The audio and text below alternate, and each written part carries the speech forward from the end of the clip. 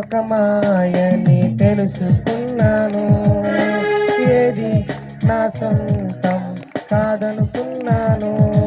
ఈ లోకం ఒక మాయని తెలుసుకున్నాను, ఏది నా సొంతం కాదనుకున్నాను. తప్పిపోయిన కుమారుని నేనైతే నా కొరకై నిరీక్షించే తండ్రి నా యేసు. తప్పిపోయిన కుమారుని నేనైతే నా కొరకై నిరీక్షించే తండ్రి నా యేసు. ఈ లోకమంతా నేను వెదకిన నాకు లేదయ్యా ఎక్కడ ఆనందం. నీ సన్నిధిలో ఒక్క క్షణం గడిపిన నా హృదయం పొంగెను. ఈ లోకమంతా నేను వెదకిన నాకు లేదయ్యా ఎక్కడ ఆనందం. నీ సన్నిధిలో ఒక్క క్షణం గడిపిన నా హృదయం పొంగెను.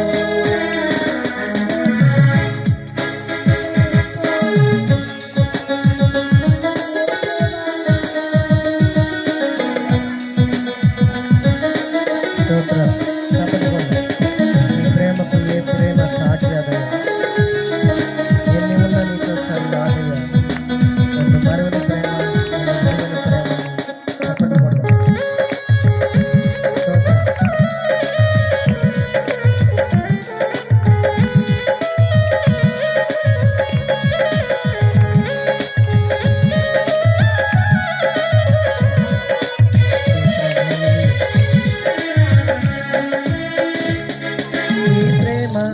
నీ ప్రేమకు సాటి రాదయ్యా, ఎన్ని ఉన్నా నీతో సరి ఏది కాదయ్యా.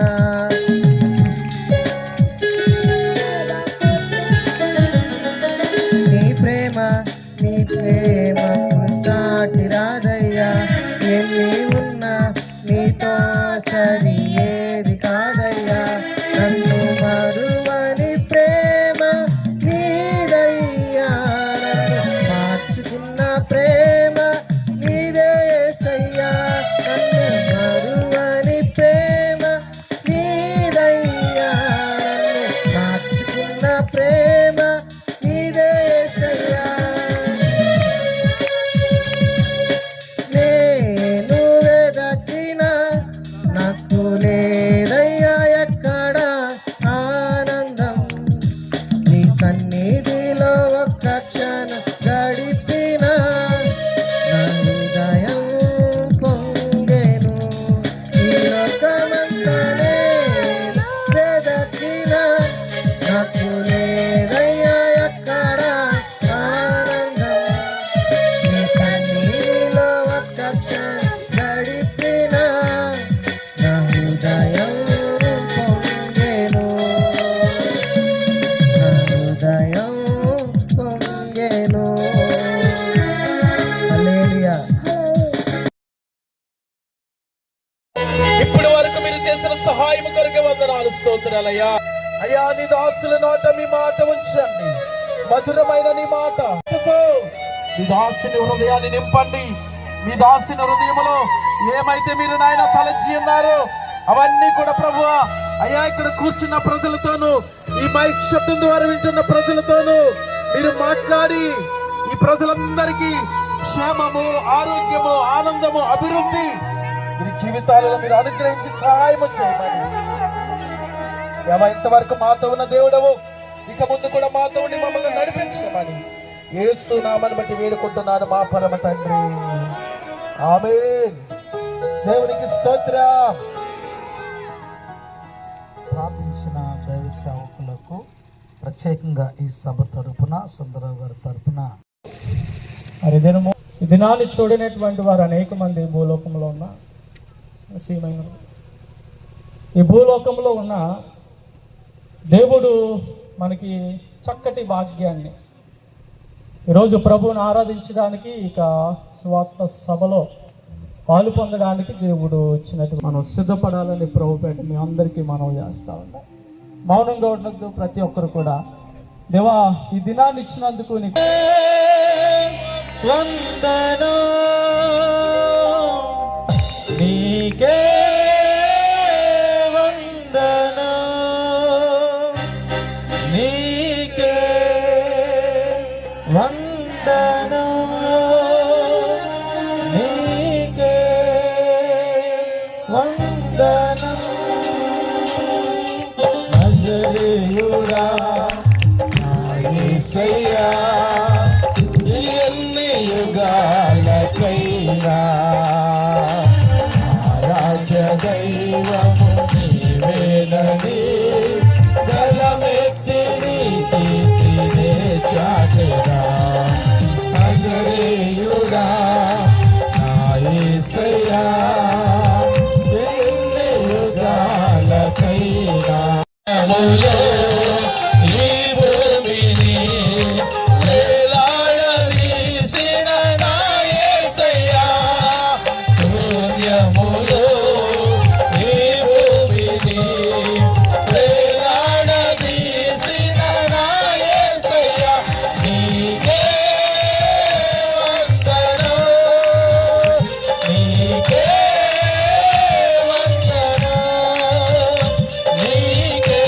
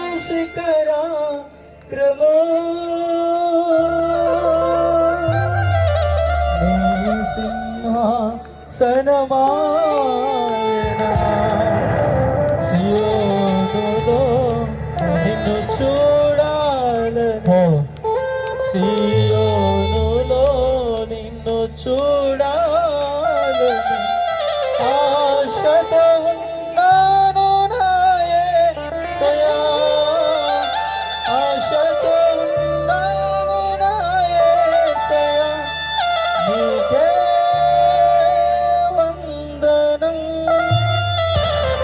నీకే వందనం,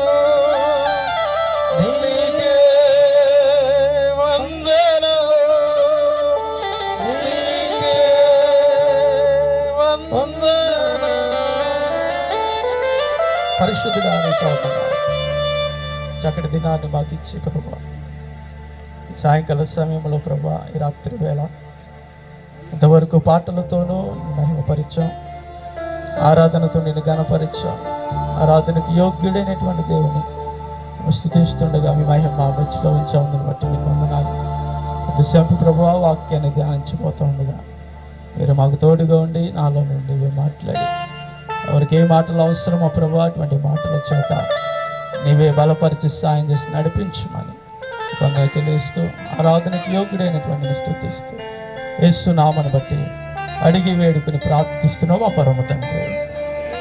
ఆమేన్. కూర్చుందాం. మనము ఈ కూడికలో జరిగేటువంటి ప్రతి కార్యక్రమానికి మరి సమస్త ఘనత మహిమ ఆయనకే చెల్లునుగాక. దగ్గరగా చెప్పండి ఆమేన్. అని గాక అనగానే మీరు ఆమేన్ అనని బిగ్గరగా చెప్పాలి. దేవుని నామమునకు స్తోత్రం కలుగును గాక. మరి మంచిది. మరి కొద్ది నిమిషాలు దేవుని వాక్యాన్ని మనం ధ్యానం చేసుకుందాం. ఈ ప్రత్యేకమైనటువంటి సభకు దేవుడు ఇచ్చినటువంటి ఒక వచనాన్ని నేను జ్ఞాపకం చేస్తాను. తదుపరి దానిలో నుండి కొన్ని విషయాలను నాకు ఇవ్వబడినటువంటి సమయానికంటే ముందుగానే నేను ముగిస్తాను. ఎందుకనంటే తక్కువ సమయము చెప్పువారు వారు మరలా పిలువబడుదురు కదా. మాకొక థియరీ ఉంటుంది. నా గురించి నేను వాక్యంలో కొంచెంగా పరిచయం చేసుకుంటాను. మీరు దాన్ని బట్టి ఏకీభవించాలని ప్రభుపేట మనం చేస్తూ ఉన్నాయి. మా యొక్క సంఘంలో ఒక ప్రక్రియ ఉంటుంది. ఆరాధన ఎంతసేపు జరిగినా వాక్యం మాత్రం అరగంట 40 నిమిషాలు ఉండాలి. లేదంటే ఎక్కడ వాళ్ళు అక్కడే వెళ్ళిపోతారు. స్తోత్రం కలుగును గాక. ఏమైపోతారు? ఎన్ని కార్యక్రమాలు ఎన్ని గంటలు జరిగినా వాక్యం కనుక ఒక 10 నిమిషాలు ఎక్కువైందంటే ఏమవుతారంటే ఎవరికారు లేచి వెళ్ళిపోతారు. అలా ఉంటాయి మా సంఘాల్లో. మరి ఇక్కడ అలా ఉండరని నేను అనుకుంటున్నాను. మేము ఉండము అన్నవారు గట్టిగా స్తోత్రం చెప్పండి. మంచిది. మరి పెద్దయ్య గారు ఎవరో చాలా గట్టిగా చెప్పారు. మంచిది. వారిని బట్టి ప్రభుని స్తుతిస్తూ ఉన్నాను. చదువుకుందాం. యెషయా గ్రంథము 43వ అధ్యాయము. యెషయా గ్రంథము 43వ అధ్యాయము మొదటి 3 వచనాలను చదివి వినిపించాలని ప్రభుపేట మనం చేస్తూ ఉన్నాను. చదవండి. అయితే యాకోబు నిన్ను సృష్టించిన వాడగు యెహోవా, ఇశ్రాయేలు నిన్ను నిర్మించినటువంటి వాడు ఇలాగూ సెలవిస్తున్నాడు. చూడండి, నేను నిన్ను విమోచించి ఉన్నాను, భయపడకుము. పేరు పెట్టి నిన్ను పిలిచి ఉన్నాను, నీవు నా సొత్తు. నీవు జలములలో పడి దాటునప్పుడు నేను నీకు తోడయ్యుందును. నదిలలో పడి వెళ్ళినప్పుడు పొర్లి పారవు. నీవు అగ్ని మధ్యను నడిచినప్పుడు ఏమైపోవంట? జ్వాలలు నిన్ను కాల్చవు. మంచిది. చదవబడినటువంటి ఈ లేఖన భాగములో కొన్ని శ్రేష్టమైనటువంటి సంగతులు మనం వింటూ ఉన్నాం. మొట్టమొదటిగా ఈ 43వ అధ్యాయాన్ని ప్రారంభించేటువంటి ముందుగా ఆ ప్రారంభ దిశలో అంటున్నాడు, అయితే యాకోబు నిన్ను సృజించినటువంటి వాడగు యెహోవా అని మాట్లాడుతూ ఇక అధ్యాయాన్ని ప్రారంభించాడు. ఎందుకు ఎలా మాట్లాడుతున్నాడు అని అంటే, ఇశ్రాయేలుల గుంపు, ఇశ్రాయేలు గుంపు అంతా కూడా వీరు ఎలా జీవించారు అని అంటే దేవునికి చాలా వ్యతిరేకముగా, అనగా దేవుడు ఏ రీతిగా అయితే మానవులను మరి ఆయన నడిపించాలనుకున్నాడో దానికి వ్యతిరేకంగా వారు జీవిస్తూ వారి జీవితాన్ని వారు కొనసాగిస్తున్నటువంటి పరిస్థితి అక్కడ కనబడుతుంది. ఈ 43వ అధ్యాయానికి ముందుగా 42వ అధ్యాయంలోనూ మనకు వెళ్తే అక్కడ కొన్ని చాలా శ్రేష్టమైనటువంటి సంగతులు మీకు కనబడతాయి. మీకు వీలుంటే ఇంటికి వెళ్ళిన తర్వాత మీరు చదువుకొని నేను చెప్తాను. ఎందుకు అని అంటే ఈ యొక్క ప్రత్యేకమైనటువంటి ఈ యొక్క దినానంలో ఈరోజు మానవుడు ఎలా ఉన్నాడు? దేవుడు సృజించినటువంటి మానవుడే, కానీ దేవుణ్ణి బట్టి వీరు ఎలా నడుచుకుంటున్నారని అంటే దేవునికి వ్యతిరేకముగా ప్రజలందరూ కూడా తన ఇష్టానుసారమైనటువంటి జీవితం. అనగా బైబిల్ గ్రంథంలో ఒక మాట ఉంది కదండి, ఆ పాటలో మనం ఆలోచన చేస్తే ఎవరికి కూడా వారు దేవుడు చెప్తున్నాడు ఏమన్నాడంటే, ఇదిగో మీరు ఇలాగ నడుచుకోవాలన్నప్పుడు ప్రజలందరూ ఎలా నడుచుకుంటున్నారు? తనకి ఇష్టానుసారమైనటువంటి విధంగా. అలాగే మాకు ఒక సంఘంలో మా సంఘస్థురాలు వచ్చి నన్ను అడిగింది ఒక ప్రశ్న. దేవుడు సృజించాడు అన్నారు కదండి, దేవుడు మరి ఎలాగా ఒక విధానంగా ఆయన నడుచుకోవాలని చెప్పాడు, ఈరోజు ఏ విధంగా నడుచుకున్నామో మేము కూడా అలాగే నడుచుకుంటున్నాం కదా అన్నదంట. అప్పుడు నేను అన్నాను, అమ్మా మంచిదే, నడుచుకోవడంలో తప్పేం కాదు కదా, కానీ ఎలా నడుచుకున్నావు ఒకసారి నాకు చెప్పానంటే, బైబిల్ గ్రంథంలో ఉంది కదండి, నా ప్రాణమా తినుము త్రాగుము సుఖించుము అండి. ఈరోజు కలిగి ఉన్నటువంటి మానవుడు ఇదే పరిస్థితి ఏంటి? నా ప్రాణమా తినుము త్రాగుము సుఖించుము. మానవుడు తింటున్నాడు, త్రాగుతున్నాడు, చక్కగా సుఖిస్తూ ఉన్నాడు. యథావిధికి ఇదే జరుగుతుంది. కానీ మనము ప్రభుని ఆరాధించేది ఎప్పుడు? ప్రభు బాటలో నడుచుకునేది ఎప్పుడు? ప్రభు యొక్క చిత్తాన్ని మనం జరిగించేది ఎప్పుడు? ఇలా ఆలోచన చేస్తే ఇశ్రాయేలు ప్రజలు కూడా ఇంతే. అందుకే అతడు మాట్లాడుతూ ప్రారంభ దిశలోనే అన్నాడు, నిన్ను సృజించిన వాడకు యెహోవా అని చెప్పి ఇశ్రాయేలు అని మాట్లాడుతున్నాడు. ఈరోజు మనం కలిగి ఉన్నటువంటి ప్రతి పరిస్థితిని బట్టి ఈరోజు ప్రభుకి మనం ఎలా నడుచుకోవాలి అని అంటే, ఆయనకి ఇష్టతరముగా నడుచుకోవాలి. స్థలములలో పడి దాటినప్పుడు నేను నీకేమై ఉంటానో తెలుసా? తోడై ఉంటాను అన్నాడు. దేవుని నామమునకు స్తోత్రం కలుగును గాక. ఎలా ఉంటానన్నాడు? ఎలా ఉంటానన్నాడు? కొద్దిగా బిగ్గరగా చెప్పొచ్చు కదా, మంచిది. దేవుడు తోడై ఉండేటువంటి దేవుడు. ఎప్పుడు చెప్పాడు తోడై ఉంటానని అని అంటే, ఇదిగో ప్రజలు వినుము, నువ్వు అనేక మార్గాల గుండా నడిచినప్పుడు, అనేక మార్గాల గుండా వెళ్ళినప్పుడు, అనేక మార్గాలు నువ్వు చవి చూచినప్పుడు నేను నీకు ఎలా ఉంటానో తెలుసా? నేను నీకు తోడుగా ఉంటానన్నాడు దేవుడు. ఏ మార్గాల్లో నడిపించినప్పుడు కూడా చెప్పాడు దేవుడు. మొదట జలములు ఎంత, రెండవది అగ్ని అంటున్నాడు, మూడవది జ్వాలలు అంటున్నాడు. ఈరోజు మరి జలములో నడిచేటువంటి ప్రజలను జ్ఞాపకం చేసుకుంటే, అదే ప్రజలు ఏ ప్రజలు అని అంటే ఇశ్రాయేలు ప్రజలంట. ఇశ్రాయేలు ప్రజలు ఎలాంటి వారు? దాన్ని జ్ఞాపకం చేశాను, దేవునికి విరోధముగా జీవించినటువంటి వారు. విరోధంగా జీవించడం అంటే దేవునికి చెప్పినటువంటి అడుగు జాడల్లో నడవకుండా, దేవుడిచ్చినటువంటి ఆజ్ఞల్లో నడవకుండా, ఇలాగా అనేక కార్యక్రమాల్లో పాలు పొందుతూ దేవునికి అయిష్టకరంగా జీవించేటువంటి క్రియలలో ఉన్నటువంటి ఇశ్రాయేలుని జ్ఞాపకం చేస్తూ, ఆ ఇశ్రాయేలుని కూడా దేవుడు వాగ్దానం చేస్తాడు. ఏమని తెలుసా? నేను నీకు ఏమై ఉంటానంటే తోడై ఉంటానని. ఉన్నాడా లేదా అని అంటే ఉన్నాడు. ఎక్కడున్నాడు చూడండి, ఐగుప్తు దేశంలో బానిసత్వంలో ఉన్నారంటే ఇశ్రాయేలు ప్రజలు. చాలా జాగ్రత్తగా వినాలి ఈ మాటలు.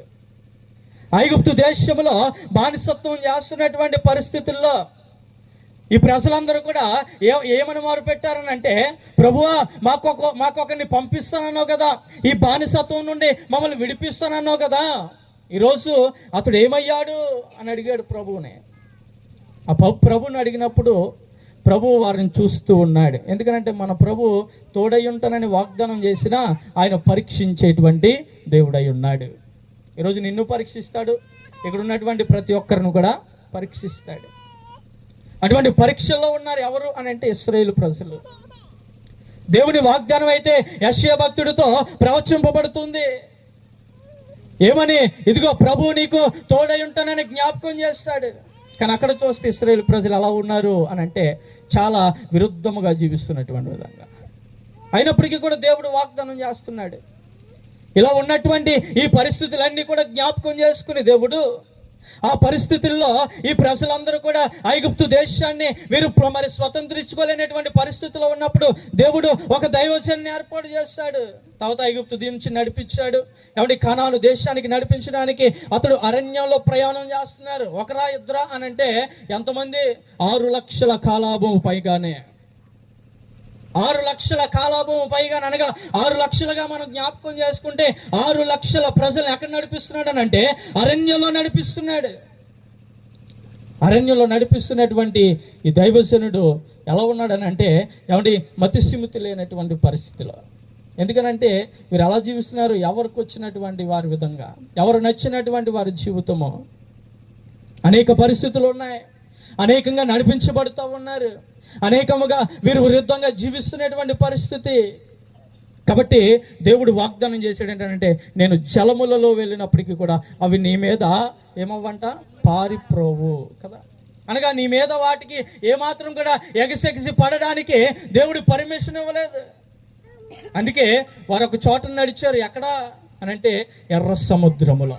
చూడండి, ఎర్ర సముద్రంలో నడిచినప్పుడు ఎలా నడుస్తున్నారంటే దేవునికి స్తోత్రము గానము చేయుటయే మంచిది. ఏమండి, ఇలా పాటలు పాడుకుంటూ ఏం చేస్తున్నారు, ఆరిన నేలలో ఈ సముద్రం మధ్యన అటొక సముద్రం ఉంది, ఇటొక సముద్రం ఉంది, మధ్యలో ఉంది, చక్కటి దారి ఉంది. దేవుడు వాగ్దానం చేశాడు కదా, జలములలో నేను మిమ్మల్ని నడిపిస్తాను, అక్కడ కూడా మీకు తోడుగా ఉంటాను కదా. ఈరోజు ఉన్నటువంటి ప్రతి పరిస్థితుల్లో ఇశ్రాయేలుని ఎలా కాపాడుకుంటూ వచ్చాడు దేవుడు. ఆకలి వేస్తుందంటే ఆహారం ఇచ్చాడు, దాహం వేస్తుందంటే బండను చీల్చి దాహాన్ని తీర్చాడు. ఏమండి, వారి వస్త్రాలు మాయలేదు, వారి చెప్పులు మాయలేదు, వారు ఉన్నటువంటి పరిస్థితుల్లో వారు ఎదుగుతున్నప్పటికీ కూడా ఈ వస్త్రాలు ఎదుగుతున్నాయి, కాలుకున్నటువంటి పాదరక్షాలు కూడా ఎదుగుతూ ఉన్నాయి. ఎందుకంటే వాగ్దానం చేశాడు కదా, నేను నీకు తోడుగా ఉన్నానని. ఇంకేం చెప్తున్నాడు, అగ్నిలో మీరు నడిచినప్పుడు అగ్ని ఏం చేయలేదు అన్నాడు మిమ్మల్ని. ఎక్కడున్నారు వీరందరూ కూడా అని అంటే ఇప్పుడు ఎర్ర సముద్రం అయిపోయింది. ఇప్పుడు దానియేలు కాలంలోనకు వస్తే అక్కడ 3 వ్యక్తులు కనబడతారు, షడ్రక్ మేషక్ అబేద్నెగోలు. చూడండి, వారి గ్రామంలో ఉన్నటువంటి పరిస్థితిని బట్టి, వారి గ్రామంలో వచ్చినటువంటి ఆ విపత్తును బట్టి ప్రజలందరూ కూడా ఏమంటే రాజు చెప్పినటువంటి మాట వింటున్నారు, కానీ 3 మాత్రం వింటలేదంట. వారే షడ్రక్ మేషక్ అబేద్నెగోలు. ఎందుకంటే వాగ్దానం చేస్తాడు కదా దేవుడు, నేను నీకు తోడుగా ఉంటానని.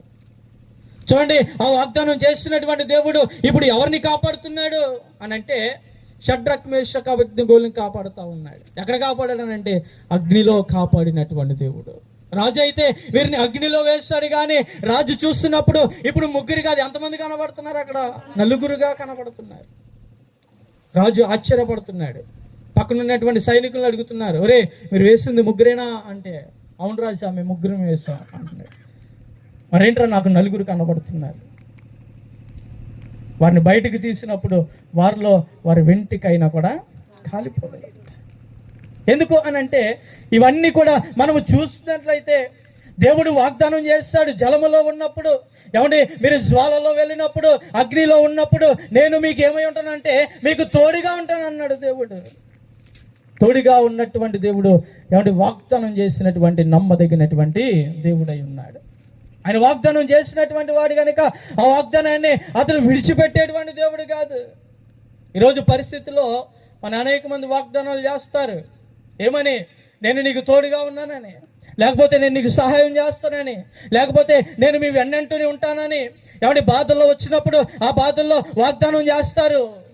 మనుషులు వాగ్దానం ఏమైపోద్దానంటే వారు చేస్తారు, లేకపోతే లేదు. కానీ నా దేవుడు అలా కాదు, వాగ్దానం చేస్తాడని అంటే ఆయన నిజముగా ఆ వాగ్దానాన్ని నెరవేర్చేటువంటి దేవుడు అయి ఉన్నాడు. దేవుడు నామకు స్తోత్రం కలుగును గాక. ఎందుకనంటే ఇశ్రాయేలుకు వాగ్దానం చేస్తాడు, నెరవేర్చాడు. షడ్రక్ మేషక్ అబేద్నెగోలుకి వాగ్దానం చేస్తాడు, నెరవేర్చాడు దేవుడు. ఈరోజు నీకు వాగ్దానం చేస్తాడు. నీ జీవితాల్లో కూడా ఆ చేసినటువంటి వాగ్దానాన్ని దేవుడు నెరవేర్చును గాక. ఆమేన్ చెప్పండి బిగ్గరగా, ఆమేన్. కాబట్టి ఎలా నెరవేర్చాడు దేవుడు గాక. సిద్ధంగా ఉన్నవారందరూ గట్టిగా స్తోత్రం చెప్పండి, హల్లెలూయా. చూడండి, మొట్టమొదటిగా దేవుడు వాగ్దానం చేశాడంట ఒక భక్తుడికి. నిర్గమకాండము మనం ఆలోచన చేస్తే, నిర్గమకాండము 33వ అధ్యాయము, నిర్గమకాండము 33వ అధ్యాయము 12 నుంచి 14 వచనాలు చదువుకుందాం. యెహోవా మోషే ఇట్లా నేను చూడుము, ఆ, నాతో ఎవరిని పంపెదవో ఎవరిని పంపెదవో అది నాకు తెలుపలేదు. అది నాకు తెలుపలేదు. నీవు నేను నీ పేరు పెట్టబడి ఆ, నిన్ను ఎరిగి ఉన్నాననియు నిన్ను ఎరిగి ఉన్నాననియు నా కటాక్షము నీకు నాకు కటాక్షము నీకు కలిగినదనియు చెప్పితివి కదా. చెప్పితివి కదా. కాబట్టి నీ కటాక్షము ఆ, నా ఎడల కలిగిన ఎడల నా ఎడల కలిగిన ఎడల నీ కటాక్షము నా ఎడల కలుగునట్లుగా దయచేసి నీ మార్గములు నాకు తెలుపుము. నీ మార్గములు నాకు తెలుపుము. అప్పుడు నేను నిన్ను తెలుసుకుందు. అప్పుడు నేను నిన్ను ఏం చేస్తానన్నాడంట? తెలుసుకుందును. చాలండి. ఇక్కడ రాయబడినటువంటి మాటలను మనం ఆలోచన చేస్తే, దేవుడు వాగ్దానం చేసేటువంటి వాడు కదా, వాగ్దానం చేసి ఆయన నెరవేర్చేటువంటి దేవుడు కదా అని చెప్పినటువంటి ఒక మాటను జ్ఞాపకం చేస్తూ ఇక్కడ ఒక భక్తుడు కనబడుతున్నాడు. ఎవరైనానంటే మోషే గారు. ఎవరైనా? మోషే. మోషే ఇప్పుడు దేవునితో ఎలా మాట్లాడుతున్నాడు? ఏమని మాట్లాడుతున్నాడు అని అంటే, ప్రభువా, ఆనాటి కాలంలో నేను ఏదో కొండ కింద గొర్రెలను కాసుకుంటున్నాను, మా మామ ఇచ్చిన గొర్రెలేదో నేను మేపుకుంటూ కాసుకుంటూ నా జీవనాన్ని కొనసాగిస్తున్నటువంటి వేళలో నేనున్నగా నువ్వు నన్ను పిలుచుకున్నావు, మంచిదే. ఎలా పిలుచుకున్నావో తెలుసా నువ్వు?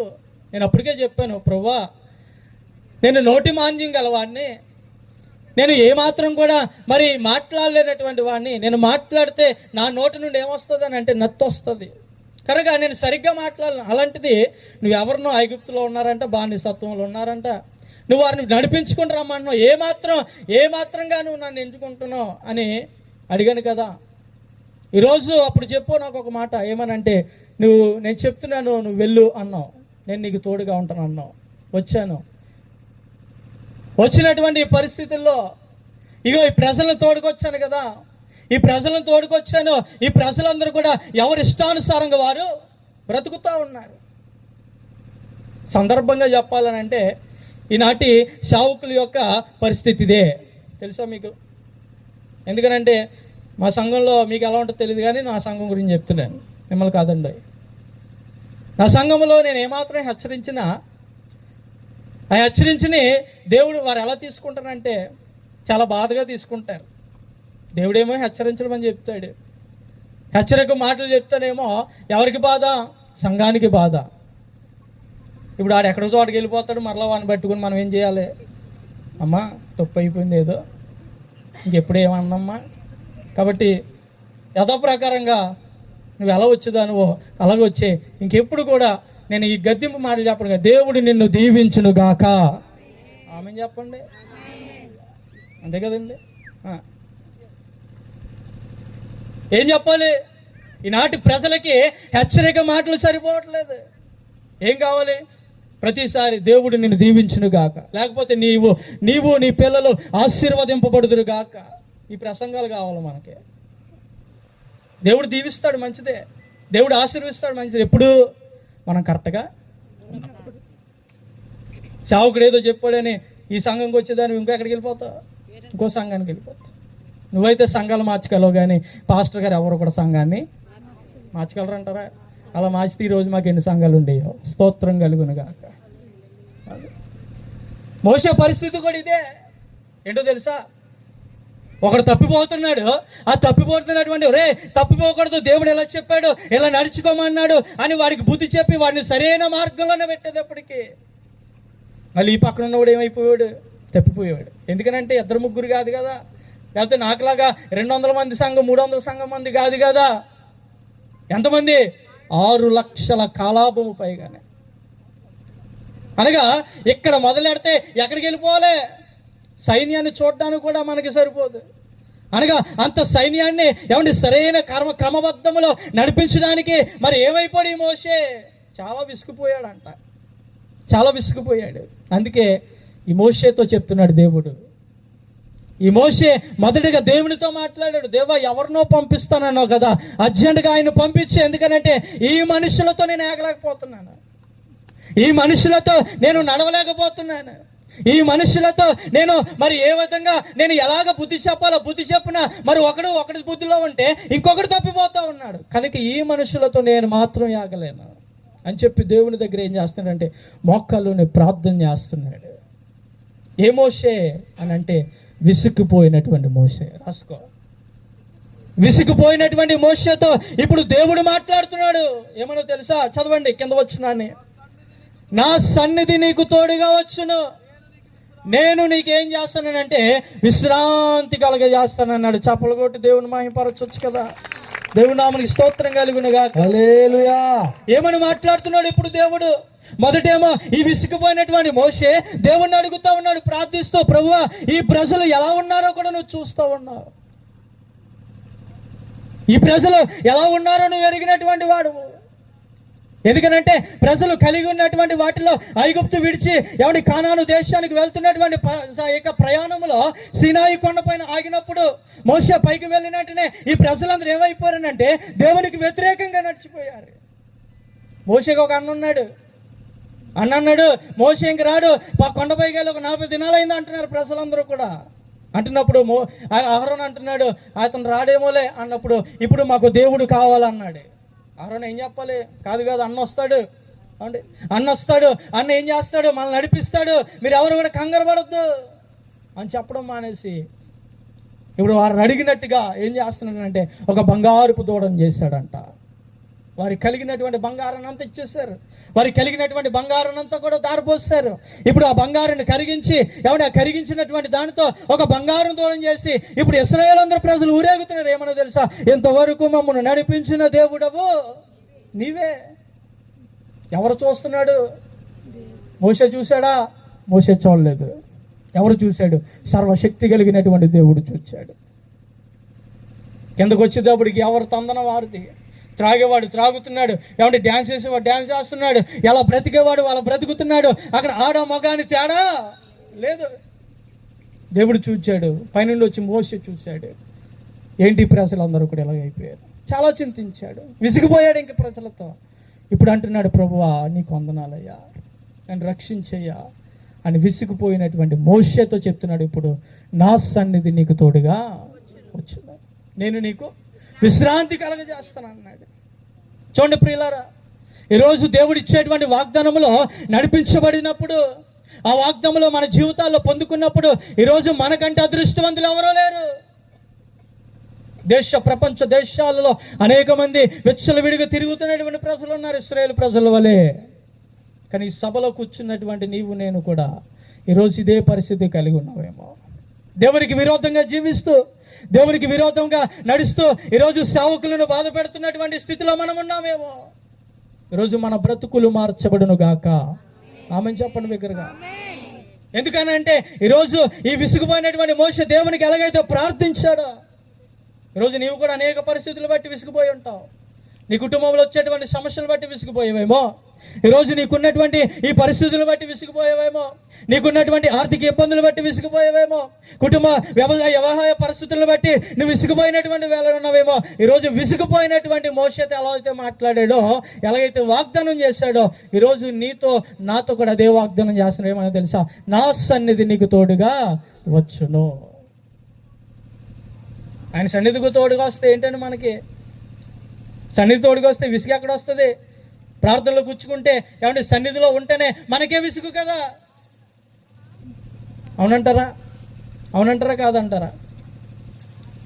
ఈరోజు విసుగుదల నేటి ప్రపంచంలో మానవాన్ని కుదిపి వేస్తున్నటువంటిది ఏదైనా ఉందనంటే అది విసుగుదల.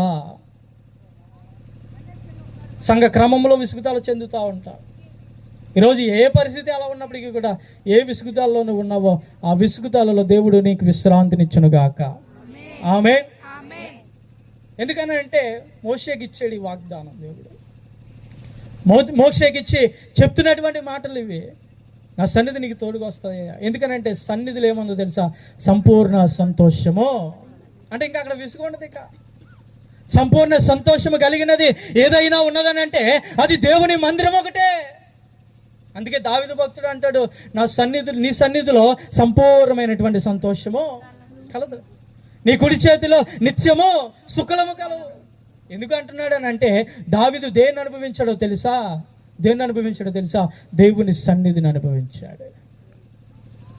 దేవుని సన్నిధిని అనుభవించాడు కనుకనే దావీదు చెప్తున్నాడు, అయ్యా నీ సన్నిధిలో ఒక సంపూర్ణమైనటువంటి సంతోషం ఉందయ్యా.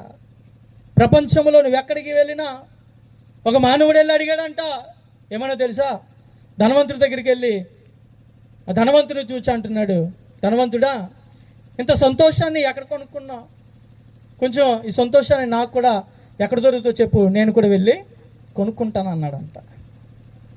మరి బాబు నీకు పైగా సంతోషంగా కనబడుతున్నాను కానీ నా దగ్గర ఏం లేదంటే సంతోషము. ఎందుకనంటే నాకున్న ఆస్తిలో ఎవడు ఏ పక్క నుంచి వచ్చి ఏమెత్తుకెళ్ళిపోతాడో తెలీదు, కలవరం, సరైన నిద్ర లేదు, సరైనటువంటి కాపుదల లేదు, ఎప్పుడు ఏ పరిస్థితి ఎలా నా మీదకి వస్తుందో తెలీదు అన్నాడంట. ఆడ దగ్గర నుంచి వెళ్ళిపోయాడు, మరొక దగ్గరికి వెళ్ళి అంటున్నాడు, సంతోషం ఎక్కడైనా ఉందా నాకు కొంచెం చెప్పండి, నేను దాన్ని కొనుక్కుంటున్నాను. ఎక్కడ చూసిన సంతోషం లేదు, ఎక్కడ చూసిన బాధ, భయంకరమైనటువంటి దినాలు, చెడు దినాలు, రాకడ దినాల్లో ఎక్కడ చూసిన సంతోషం లేదు. కానీ ఒక భక్తుడు వచ్చి అన్నాడంట, నీకు సంతోషం కావాలా, ఆ సంతోషం ఎక్కడ దొరుకుతుంది తెలుసా, దేవుని మందిరములో దొరుకుతుంది.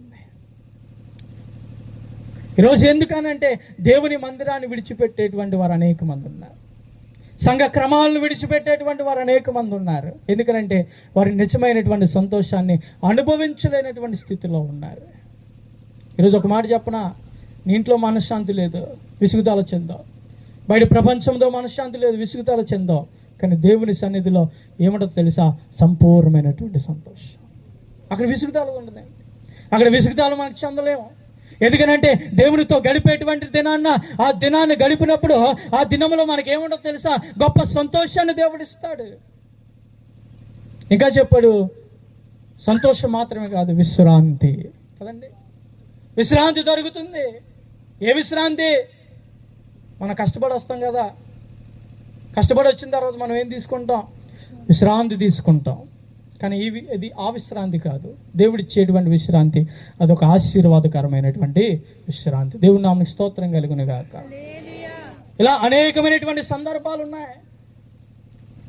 మనకు విశ్రాంతి ఎక్కడ అనుగ్రహిస్తాం మనం చూడండి. ఈరోజు నేటి దినాల్లో సంఘంలో ఉన్నటువంటి కొన్ని పరిస్థితులు జ్ఞాపకం చేసుకుంటే, నేటి సంఘాలన్నీ కూడా ఎలా ఉన్నాయంటే, ఉన్న సంఘాల్లో ఇదివరకైతే తాటాకీలు సంఘాలు, ఈ సంఘాలు, ఆ సంఘాలు ఉండేవి. కానీ ఇప్పుడు ఏ సంఘాలు తెలుసా, మోడర్న్ సంఘాలు. మోడర్న్ సంఘం అంటే మీకు అర్థమయ్యేది చెప్పాలంటే ఏసీ సంఘాలు. ఈ సంఘాల్లో ఉన్నాయా, నా సంఘంలో ఉంది. ఎందుకనంటే ఈనాటి ప్రజల్లో ఏమండి ఎండ వస్తే ఏం మానేస్తున్నారు, సన్నిధి మానేస్తున్నారు. ఎందుకనంటే మరలా ఎందుకని ఫోన్ చేస్తే వాళ్ళు అంటారు, అయ్యగారు ఎండలు కదండి, అందుకని రాలేకపోతున్నాం. అదేంటమ్మా, పునరుద్ధాన దినం కదా, దేవుడు విశ్రాంతి దినాల్లో ఒకరోజు విశ్రాంతిగా ఉండమన్నాడు కదా, దేవుడు వచ్చి దేవుని సన్నిధిలో ఆరాధించమన్నప్పుడు నిత్యమైనటువంటి సంతోషం ఇస్తానన్నాడు కదా దేవుడు అని అంటే, ఊరుకుండయ్య గారు ఎండలో ఉన్నాయి, ఎండలో విసుగుదాలు తప్ప ఏమీ కూడా లేదంటారు. పోనీ మరలా ఈ కాలం అయిపోయింది, మరలా ఇంకో కాలంలో పాస్టర్ గారు ఫోన్ చేస్తారు, అది వర్షాకాలం. ఆ వర్షాకాలంలో ఫోన్ చేసినప్పుడు అంటారు, అయ్యగారు వర్షాలు కదండి, ఎక్కడ వస్తామండి, వర్షంలో వస్తే మళ్ళీ ఆ వర్షంలో తడిస్తే మాకేమొస్తాయి, అనారోగ్యాలు వస్తాయి, జలుబులు వస్తాయి, దగ్గులు వస్తాయి, జ్వరాలు వస్తాయి.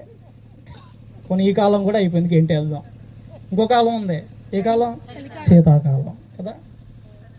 శీతాకాలంలో అంటారు, మరలా ఫోన్ చేస్తారు, అయ్యగారు అమ్మా ఎక్కడున్నావు, ఏమైపోయావు, గత 3 నెలల నుంచి దేవుని సంఘానికి దూరం అయ్యో, సన్నిధికి రావట్లేదు, ఏంటమ్మా అని అంటే, అయ్యగారు చలికాలం కదా అయ్యగారు, చలికాలంలో బయటకు వస్తూ ఉంటే మరలా చలి చెవుల్లోకి వెళ్ళి మరలా అనారోగ్యాలు. ఇంకెప్పుడు మనం దేవుని సన్నిధిలో ఉండేది, ఇంకెప్పుడు మనం సన్నిధిని అనుభవించి నిత్యమైనటువంటి సంతోషాన్ని పొందుకోగలం. అందుకే ఒక భక్తుడు అన్నాడు, ఏమన్నాడో తెలుసా, హబక్కుకు రాసినటువంటి గ్రంథములు 3వ అధ్యాయం చదవండి. హబక్కుకు రాసినటువంటి గ్రంథములో చూడండి, భక్తుడైనటువంటి హబక్కుకు రాస్తున్నాడు.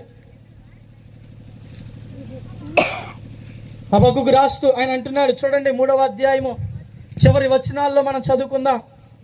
అంజూరపు చెట్లు పూయకుండినను, చూడండి, అంజూరపు చెట్లు పూయకుండినాను, ద్రాక్ష చెట్లు ఫలింపకపోయినను, ద్రాక్ష చెట్లు ఫలింపకలేకపోయినాను, ఒలీవ చెట్లు కాపు లేక, ఒలీవ చెట్లు కాపు లేకపోయినప్పుడు, చేనిలోని పైరు పంటకి చేనులోని పైరు పంటకి చేతిలోనికి రాలనప్పుడు, గొర్రెలు దొడ్డిలో లేకపోయి, గొర్రెలు దొడ్డిలో లేనప్పుడు, సాలలో పశువులు లేకపోయి, సాలలో పశువులు లేకపోయినప్పుడు, నేను యెహోవా ఈ మాట అర్థం చేసుకోండి, నేను ప్రభువునందు ఏం చేస్తానో తెలుసా, ఆనందిస్తాను అన్నాడంట. గట్టిగా దేవునికి స్తోత్రం చెప్పండి.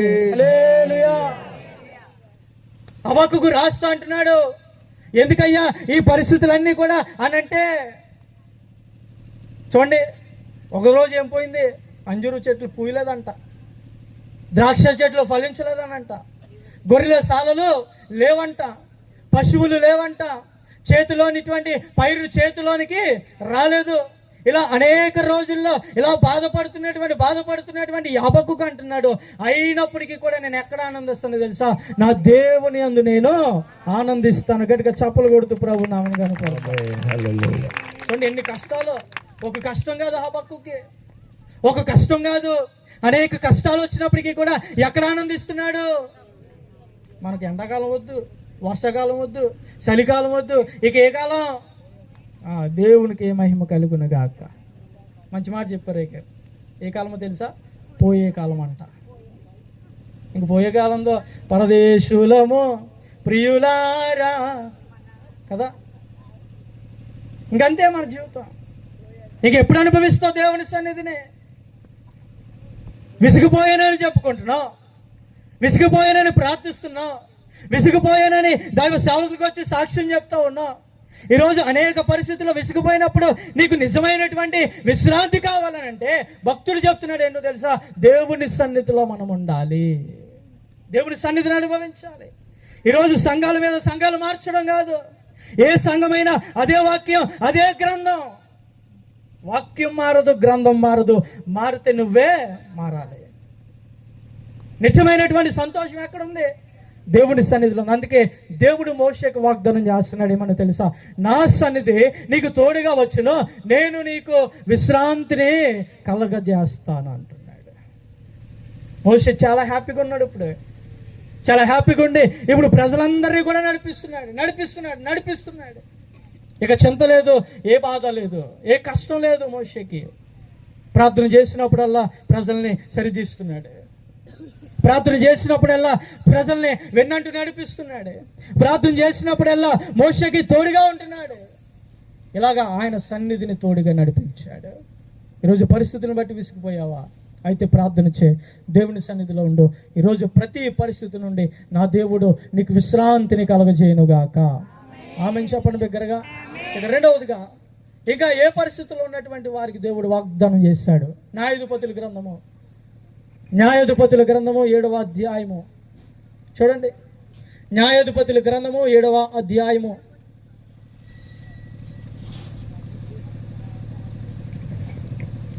9వ వచనాన్ని చదువుదాం. ఆ రాత్రి యెహోవా అతనితో ఇట్లా నేను నీవు లేచి దండు మీదకి పొమ్ము, నీ చేతికి దానిని అప్పగిస్తాను. గట్టిగా దేవునికి 2 చేతులు ఎత్తి దేవునికి స్తోత్రం చేద్దాం. హల్లెలూయా. ఏమండి, మోషే అయిన తర్వాత ఇప్పుడు ఎవరితో మాట్లాడుతున్నాడు అంటే గిద్యోనుతో మాట్లాడుతున్నాడు. చూడండి, గిద్యోనుతో ఏం మాట్లాడాడు దేవుడు. గిద్యోను కూడా ఒక వాగ్దానం ఉంది. ఏ వాగ్దానం తెలుసా? వారిని నేను నీ చేతికి అప్పగిస్తాను. ఇలా పెట్టండి, ఒకసారి పిడుగులు పెట్టండి, ఇలా చూపించండి, నాతో చెప్పండి. ఈరోజు మన దేవుడు మన పరిస్థితిని మన చేతికి అప్పగించును గాక. ఆమేన్ చెప్పండి బిగ్గరగా. ఆమేన్. ఎందుకనంటే గిద్యోను కూడా ఎలా ఉన్నాడు అంటే, ఇతను మామూలు గిద్యోను కాదు. ఇదివరకు మీకు మామూలు గిద్యోనుగా తెలిసేమో. ఈరోజు మరొక మాట చెప్తున్నాను గిద్యోను గురించి. ఏంటో తెలుసా? ఈ గిద్యోను ఏ గిద్యోను అని అంటే కృంగిపోయినటువంటి గిద్యోను. ఏ గిద్యోను? కృంగిపోయినటువంటి గిద్యోను. మొదటే మోషే విసిగిపోయినటువంటి మోషే. రెండవది మరొక భక్తుడితో దేవుడు వాగ్దానం చేస్తున్నాడు. ఏ భక్తుడు అని అంటే కృంగిపోయినటువంటి గిద్యోనుతో. ఏమని వాగ్దానం చేశాడు? ఆ రాత్రి అంట దేవుడు గిద్యోనుతో మాట్లాడుతున్నాడు. ఎందుకనంటే కృంగిపోయాడు కదా. ఈ చరిత్ర మీకు తెలియాలనంటే 6వ అధ్యాయంగా నేను చదువుకుంటే మీకు అర్థమవుతుంది. నేను ఎక్స్ప్లెయిన్ చేస్తాను, మీరు ఇంటికి వెళ్ళి చదువుకోండి. ఎందుకంటే నాకు సమయం లేదు, అయిపోయిన సమయం. గిద్యోను తన జీవితంలో ఉన్నటువంటి విధానంలో గిద్యోను దేవుడు పిలుచుకున్నాడు. ఎందుకో తెలుసా? ప్రజలను విడిపించడానికి.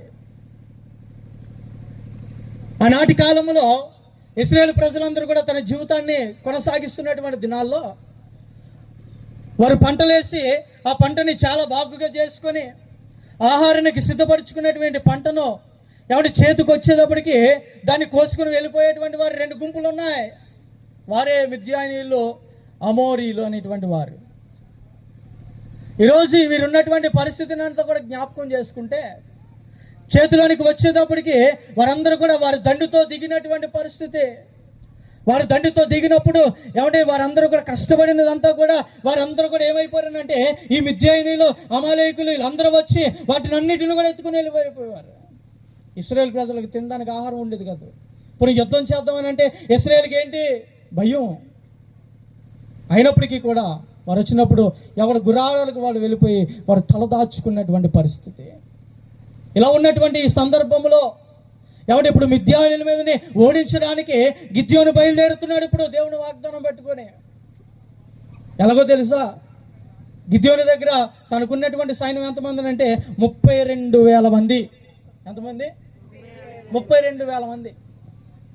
ఆ 32,000 మందిలో కూడా గిద్యోను చాలా ధైర్యంగా ఉన్నాడు. ఎందుకనంటే 32,000 మంది ఉండగా ఎవరిని మనల్ని ఓడించేవాడు? ఎవడు మనల్ని మరి దాటేటువంటి వాడు? మనకంటే బలసూర్యుడు ఎవడు? మనకంటే యుద్ధ రీతికి తెలియజేసిన వాడు అంటాడు ఎవడు అని భుజాలు ఎగరేసుకొని వెళ్తున్నాడు. ఇప్పుడు ఎదరికి వెళ్తా ఉంటే గిద్యోనుతో దేవుడు మాట్లాడుతున్నాడు. గిద్యోను 32 మంది ఉన్నారని విర్రవెక్కో. వారిలో ఈరోజు నేను ఏం చేస్తున్నాను తెలుసా? ఒక్కొక్కరినొక్కరికి ఏర్పాడేస్తున్నాను అన్నాడు. చూడండి, వారందరినీ కూడా ఏర్పారేసిన తరువాత చివరికి మిగిలింది ఎంతమంది తెలుసా? 2వ భాగం 10,000 మంది. చూడండి, 32,000 ఎక్కడ? 10,000 ఎంతమంది ఎగిరిపోయారు? 22,000 మంది ఎగిరిపోయారు. ఈ 10,000 మంది ఉన్నారు కదా. చూచాడు, వెనక చూసేటప్పటికి ఎవడో కనబడతలేదు. ఎందుకంటే 32,000 సైన్యం అంటే ఏ తక్కువ సైన్యమా?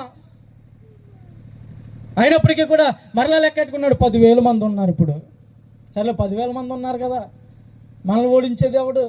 మనల్ని చేసేటువంటిది ఎవడు అని చెప్పి మరలా భుజాలు ఎగరేసి అందరికి వెళ్తుంటే మరలా దేవుడు మాట్లాడి, గిద్యోను 10,000 మంది ఉన్నారని విర్రవీక్కో అని చెప్పి, ఇప్పుడు కుక్క ఎలాగైతే నీటిలోని తాగి అది దాహం తీర్చుకుంటుందో అలా గత్తేటువంటి వారందరినీ కూడా ఏం చేశాడు తెలుసా? ఏర్పాటేశాడు. ఇప్పుడు 32,000 మంది కాదు, 10,000 మంది కాదు. ఎంతమంది ఉన్నారు తెలుసా? దశంభాగంలో దశంభాగం. ఎంతమంది? ఏంటది? దశంభాగంలో అంతే కదండి. 30,000కి దశంభాగం ఎంత? 30,000కి దశంభాగం ఎంత? ఇచ్చిన వాళ్ళు చెప్తారు. ఎవపోయిన వాళ్ళు దేవుని నామమునకు స్తోత్రం కలుగునుగా. ఆమేన్. 30,000 దశంభాగం ఎంత అంటే 3,000 కదా. 3,000 దశంభాగం 300. మంచిదండి, దేవుని నామమునకు స్తోత్రం కలుగును గాక. అయితే అందరూ 3,000 ఎత్తనట్టున్నారు దశంభాగం. పాస్టర్ గారు అందరూ కూడా ఆశీర్వదింపబడుదురు గాక. ఆమేన్. 32,000 మంది సైన్యం నుండి ఎంతమందికి వచ్చింది ఇప్పుడు? మొదటేమో 32,000 సైన్యం కదా అని చెప్పి వెనక చూసి చాలా గర్వపడ్డాడు గిద్యోను. తర్వాత నిరసిల్లాడు. నిరసిల్లిన తర్వాత 10,000 మంది కదా చూచుకున్నాడు. మరలా తిరిగేటప్పటికి ఎంతమంది ఉన్నారు ఇప్పుడు? మరి కృంగిపోయిన గిద్యోను గాక సంతోషంగా ఉన్న గిద్యోను అంటారు ఇప్పుడు. ఎందుకనంటే 32,000 సైన్యం కదా. 32 సైన్యం పైగా ఉన్నటువంటి ఎవడి గిద్యోను 300 మంది చూడగానే కృంగిపోయాడండి. కృంగిపోయినటువంటి వేళలో దేవునితో అంటున్నాడు, దేవా ఏంటయ్యా యుద్ధానికి పంపిస్తున్నావా, ఎక్కడికైనా పంపిస్తున్నావా? చూడండి, ఇందులో ఇంకో ట్విస్ట్ ఉంది. ఈ 3,000 మందిలో కూడా ఇలా అడిగినప్పుడు దేవుడు మరలా మాట్లాడుతున్నాడు గిద్యోనుతో, గిద్యోను భయపడకు, ఉన్న 300 మంది సైన్యానికి ఇదిగో ఒక దివిటీని, ఒక కొండను, ఒక బోరనివి అన్నాడు. ఏమేమన్నాడు? ఒక దివిటి, ఒక కొండ, ఒకటి బోర. గిద్యోను దేవుని చూచి అంటున్నాడు, ప్రభువా అడవిలో కట్టెలు కొట్టడానికి ఏమన్నా మమ్మల్ని పంపిస్తున్నావా? అడవిలో ఏమన్నా మేము ఏమైనా స్థలం చేయవలసినటువంటి బాగు ఏమైనా ఉందా అని అడిగి గిద్యోను బాధపడుతున్నాడు, కృంగిపోతున్నాడు. ఇప్పుడు దేవుడు అన్నాడు ఏంటో తెలుసా, ఈ 300 మందితో నువ్వు ఎలా ఉన్నావు నాకు ఇది తెలియదు, కానీ నేను నీకేం చేస్తున్నా తెలుసా, వారిని నేను నీ చేతికి అప్పగించబోతున్నాను. గట్టిగా స్తోత్రం చెప్పి. ఎందుకు అని అంటే ఈ గిద్యోను కృంగిపోయినప్పటికీ కూడా దేవుడు చెప్తున్నటువంటి మాట ఏంటో తెలుసా, భయపడకు, భయపడకు. నువ్వు భయపడితే శత్రువు నిన్ను ఓడిస్తాడు. కృంగిపోతున్నావా? నువ్వు కృంగిపోతున్నటువంటి వేళలో ఆ శత్రువు నీ పైకెక్కి డ్యాన్స్ చేస్తాడు. భయపడకు, నేనున్నాను నీతో అని వాగ్దానం చేసినటువంటి దేవుడు ఇప్పుడు ఏం చేస్తాడో తెలుసా? చదవండి 9 కింద వచ్చినాన్ని. ఆ రాత్రి యెహోవా అతనికి అతనితో ఇట్లా నేను నీవు లేచి దండు మీదకి పొమ్ము, దండు మీదకి పొమ్ము, నీ చేతికి దానిని అప్పగించేది, నీ చేతికి దానికి అప్పగిస్తాను. పోవుటకు నీకు భయమైన ఎడల నీ పనివాడైన పూరాతో కూడా దండుకు దిగిపోమ్ము. వారు చెప్పుకొనుచున్నటువంటి దానిని వినిన తరువాత నీవు ఆ దండులోనికి దిగిపోవుటకు నీ చేతులు బలపరచబడినని అతడు పనివాడైనటువంటి అతని పనివాడైనటువంటి పూరాయను ఆ దండులోనున్న సన్నతుల యొద్దకు పారిపోయిరి మిద్యానీయులను అమాలేకులను ఉప్పువారును. ఇప్పుడు ఎవరైతే దేవుని వాగ్దానం పట్టుకుని వెళ్ళినప్పుడు వారు ఎలా ఉన్నారు దేవుడికి చెప్తున్నాడు. ఎలా ఉన్నారని అంటే అమాలేకులు మిద్యానీయులు ఎలా ఉన్నారంటే లెక్కకు లేని రాలిపోయి ఉన్నారంట. స్తోత్రం కలుగునుగాక. ఎలా ఉన్నారు ఇప్పుడు? గిద్యోనీయులు యుద్ధం చేశాడా? యుద్ధం చేయలేదు. ఏమని చెప్పాడనంటే ఒక కొండవి, ఒక దివిటినివి, ఇంకొకటి ఒక బోరని ఇవ్వన్నాడు. చూడండి, దేవుడు యుద్ధం చేశాడంటే ఎలా ఉంటుంది. మనుషులు యుద్ధం చేశారంటే ఇంకా దానికి మనం ఇంక చెప్పలేం కదా. వాడు తల నరుగుతాడో, కాలు నరుగుతాడో, వేలే నరుగుతాడో, లేకపోతే మొండమే మనకు తెలవదు. కానీ దేవుని యుద్ధం ఎలా ఉంటుంది తెలుసా? చాలా సీక్వెన్స్లో ఉంటుంది. దేవుని కార్యాలు కూడా అదే సీక్వెన్స్లో కూడా ఉంటాయి. ఎందుకనంటే ఇప్పుడు యుద్ధం చేయలేదు గిద్యోను. జస్ట్ ఒక దివిటిని పట్టుకున్నాడు, కొండను పట్టుకున్నాడు, ఏమంటే బోరను పట్టుకున్నాడు. పట్టుకున్న తరువాత ఇప్పుడు ఆ దండు మీదకి వెళ్తున్నటువంటి సమయంలో చూచిన వెంటనే ఇప్పుడు ఆ మిద్యానీయులు ఏమంటే ఆ అమాలేకులు ఎలా ఉన్నారో తెలుసా? మైదానములో మిడతల వలె పడి ఉన్నారంట. దేవుని నామనికి స్తోత్రం కలుగును గాక. ఏ గిద్యోను చెప్పాలి బిగ్గరగా. ఏ గిద్యోను? కృంగిపోయినటువంటి గిద్యోను. ఇప్పుడు వాళ్ళందరినీ చూసి ఏం చేస్తున్నాడో తెలుసా? నాట్యం ఆడుతున్నాడో తెలుసా? దావీదు వాలే నాట్యమాడి తండ్రిని స్తుతించేదము కదా. దావీదు వాలే నాట్యమాడి తండ్రిని స్తుతించేదము.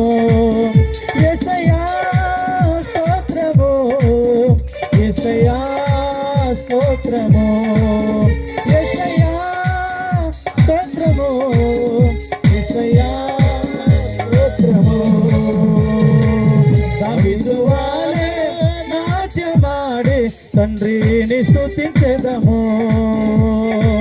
దావీదు వాలనే నాట్యమాడి తండ్రిని స్తుతించెదము. దేవునికి స్తోత్రం కలుగునుగాక.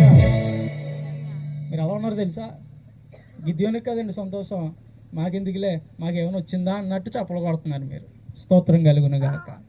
సంతోషంగా ఉన్నవారు గట్టిగా స్తోత్రం చెప్పండి. ఈరోజు గిద్యోను కృంగిపోయినటువంటి వేళలో ఉన్నాడు. దేవుడు సంతోషాన్ని ఇచ్చాడు. ఈరోజు ఇదే పరిస్థితులను బట్టి కలవరం, కృంగిపోతున్నాం. నేటి క్రైస్తవ సమాజం ఎలా ఉందో తెలుసా? కృంగిపోతున్నటువంటి వేళ. ఎందుకనంటే ఎవడు ఏ రీతిగా మన మీదకి వస్తాడో తెలియదు, ఎవడు ఏ రీతిగా మనల్ని వేధిస్తాడో తెలియదు, ఎవడు ఏ రీతిగా మనల్ని బాధపడతాడో తెలియదు. ఈరోజు ప్రజలందరూ కూడా ఎలా ఉన్నారు తెలుసా? కృంగిపోతున్నారు. అనేకమైనటువంటి పరిస్థితులను బట్టి కృంగిపోతూ ఉన్నారు. ఈరోజు నా దేవుడు వాగ్దానం చేస్తా అంటున్నాడు, ఏ కృంగినటువంటి వేళలో నీవు ఉన్నావో ఆ కృంగిన సమయంలో నా దేవుడు వాగ్దానం ఇస్తున్నాడు. ఏమన్నా తెలుసా? వాటన్నిటిని నేను నీ చేతికి అప్పగిస్తాను. దేవుడు నామనికి స్తోత్రం కలుగును గాక. నమ్మిన వారు గట్టిగా చప్పలు కొడుతూ ప్రభు నామను కనపడతాను. ఎందుకనంటే ఈ కృంగిపోయినటువంటి గిద్యోను దేవుని చూచి అంటున్నాడు, ప్రభువా ఇంతటి గొప్ప కార్యం చేస్తావు కదా, నేనేమిచ్చి నీ రుణాన్ని తీర్చగలనయ్యా. ఈరోజు పరిస్థితులను బట్టి కృంగిపోకు. ఇదిగో దివిటి అనేటువంటి దేవుని వాగ్దానాన్ని పట్టుకో. కుండ అనేటువంటి దేవుని నామంగా ఇచ్చినటువంటి ఈ శరీరాన్ని పట్టుకో. బోర అనేటువంటి దేవుని సువార్తను పట్టుకో. ఈరోజు నీ మీదకి ఏది వచ్చినప్పటికీ కూడా ఈరోజు నా ప్రభువు అతనన్నిటిని ఏం చేయలేగడో తెలుసా?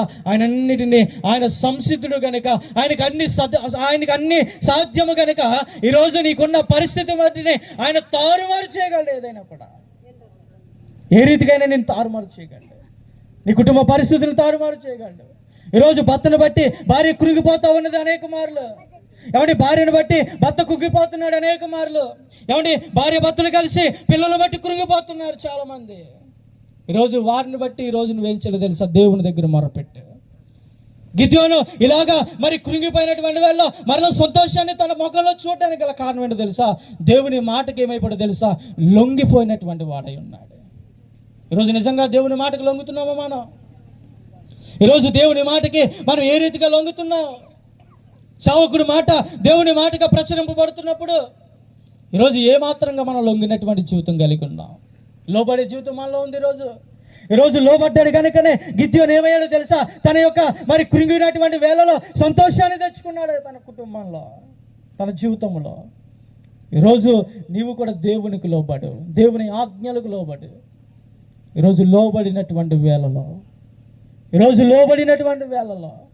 ఈరోజు నా దేవుడు నిశ్చయముగా మిమ్మల్ని ఆశీర్వదించునుగాక. ఆమేన్. ఎందుకనంటే దేవుడు ఒక వాగ్దానం చేశాడు ఇశ్రాయేలు ప్రజలకి. ఏమనంటే, నేను మీకు పాలు తేనెలు ప్రవహించు దేశాన్ని నేను మీకు ఇస్తాను. దేవుడు వాగ్దానం చేశాడు, కానీ దాన్ని సంపాదించుకునేటువంటి సత్తా ఎవరు లేకపోయిందనంటే ఇశ్రాయేలు ప్రజల్లో లేకపోయింది. ఈరోజు మనం ఇలాగ నేను వాక్యం చెప్తూ దేవుడు ఈ గ్రామానికి మరి ఎటువంటి వాగ్దానాలు ఇస్తున్నాడో నాకు తెలియదు. కానీ ఈరోజు ప్రతి వాగ్దానాన్ని మా జీవితంలో సంపాదించుకోవాలంటే లోబడే జీవితం మనలో ఉండాలి. అలా లోబడలేదు కనుకనే కాబట్టి ఇశ్రాయేలు ప్రజలు దేన్ని స్వతంత్రించుకోలేకపోయారో తెలుసా? పాలు తేనెలు దేశాన్ని స్వతంత్రించుకున్నారు. ఎవరు స్వతంత్రించుకున్నారు? ఇద్దరు మాత్రమే యెహోషువ, కాలేబు, ఇద్దరు మాత్రమే స్వతంత్రించుకున్నారు ఆ దేశాన్ని. ఎందుకనంటే వారు ఎలాంటి వారు తెలుసా? దేవుని మాటను తోచా తప్పకుండా పాటించినటువంటి వారు. అనగా లోబడిపోయారండి దేవునికి. లోబడినటువంటి జీవితం కలిగి ఉన్నారు. ఈరోజు ఇలా పరిస్థితిని ఆలోచుకుంటే దేవుడు మనకొకటి ఇచ్చాడు. ఆకాశానికి పైన ఉన్నటువంటి 3వ ఆకాశానికి చేరడానికి, అదే ఈ లోకంలో ఉన్నటువంటి పరలోక రాజ్యము, అదే హైందవ గ్రంథంలో ఉన్నటువంటి మోక్షం. ఈరోజు దాన్ని చేరడానికి దేవుని వాగ్దానం పట్టుకొని ఈరోజు ఎలా జీవిస్తూ ఉన్నావు? ఈరోజు ఉన్నటువంటి జీవితాన్ని, లోబడే జీవితంలో నువ్వు ఉన్నావా? గిద్యోను వలె ఈరోజు అనేక పరిస్థితులు నీ మీదగా పడుతూ లేస్తూ వస్తున్నప్పటికీ కూడా చూడండి, అనేక పరిస్థితుల్లో కృంగిపోతావు. సేవకుడి దగ్గరికి వచ్చి అంటావు, అయ్యా మా కుటుంబ పరిస్థితుల్లో ఉంటాయ్యా, మా కుటుంబంలో కలవరం, మా కుటుంబ పరిస్థితులను బట్టి కృంగిపోతున్నాం అని సేవకుడి దగ్గరికి వచ్చి నీ మనవని చేస్తావు. కానీ సేవకుని ఒక మాట అంటావు, అయ్యా మా కోసం ప్రార్థన చేయండి అంటావు కదా. మా కోసం ప్రార్థన చేయను బాగానే వెళ్ళిపోతావు. ఇక్కడ సేవకుడు ఏం చేస్తాడు? కష్టపడే ఉపవాసాలు ఉండి మోకల్లోనే అనేక పరిస్థితులు బట్టి ప్రార్థన చేస్తే కార్యం చేస్తాడు దేవుడు. నీ కుటుంబ పరిస్థితులు మార్చాడు.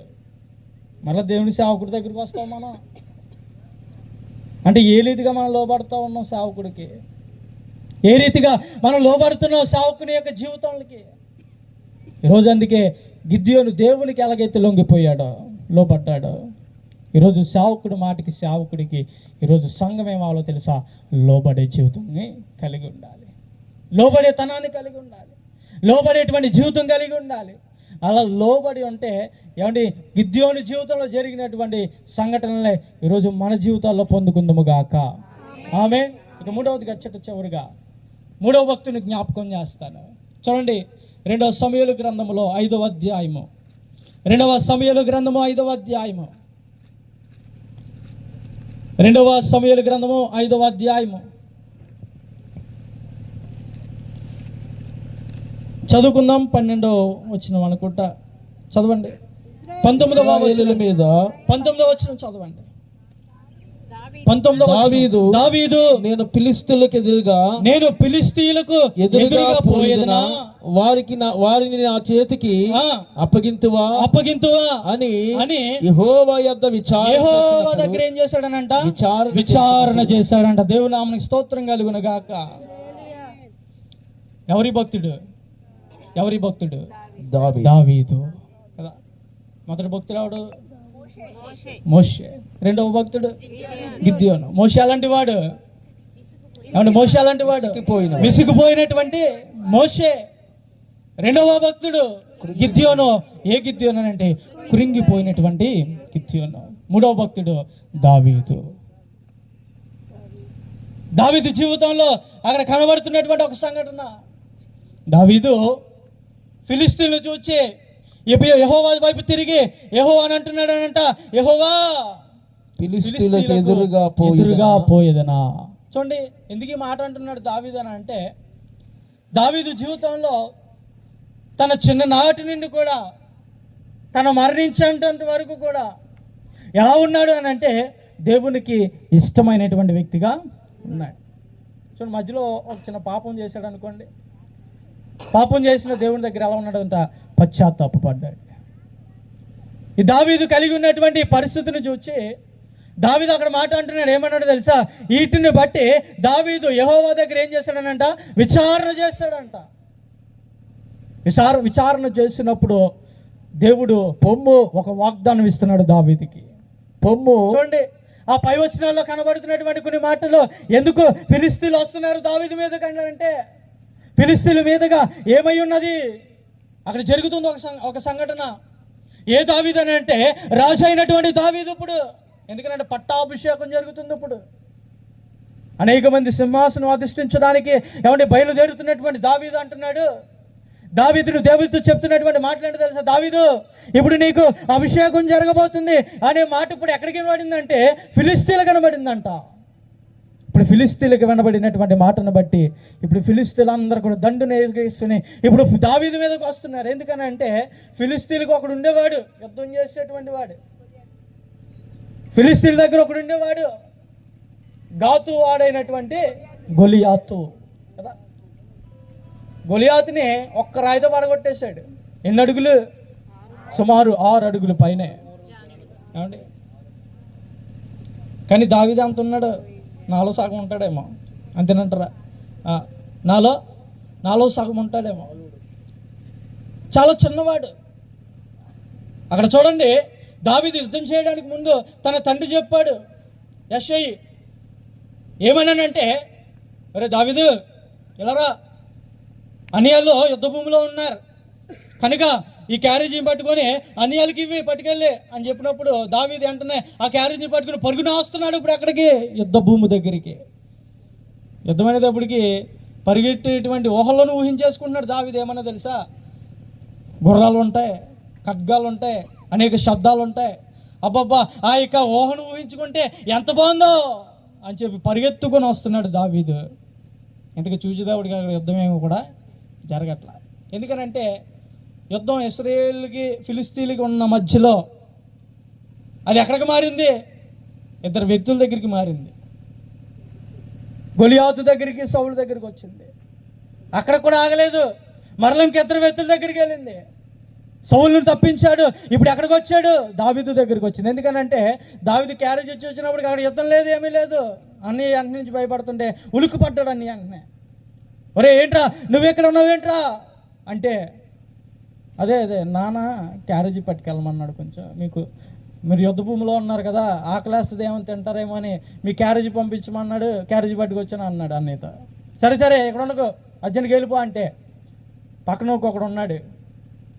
ఇప్పుడు అక్కడ ఉన్నటువంటి ఫిలిష్తీయుడు గాతు వాడైనటువంటి గొలియాతు అంటున్నాడు, ఒరే నా మీదకి వచ్చేవాడు ఎవడో కూడా లేడా?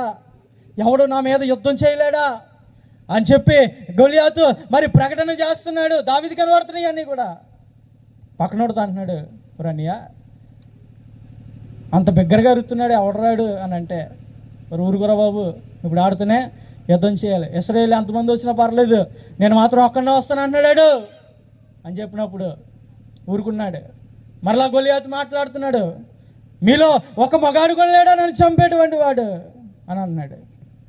ఇప్పుడు ఎక్కడికి వచ్చింది ఆఖరికి? మగతనాన్ని మీదకి వస్తే మనం అసలు ఊరుకుంటామా? ఏమండి, ఎవరు ఊరుకోరు కదా.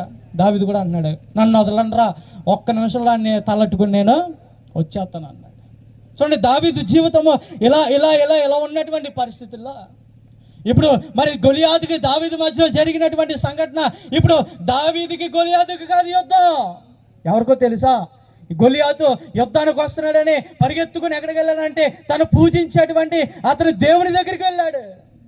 వెళ్ళంటున్నాడు, ఇదిగో ఎవడో నన్ను చంపేవాడు ఉన్నాడనంట, నేను ఒక్కనే వెళ్తే సరిపోదు.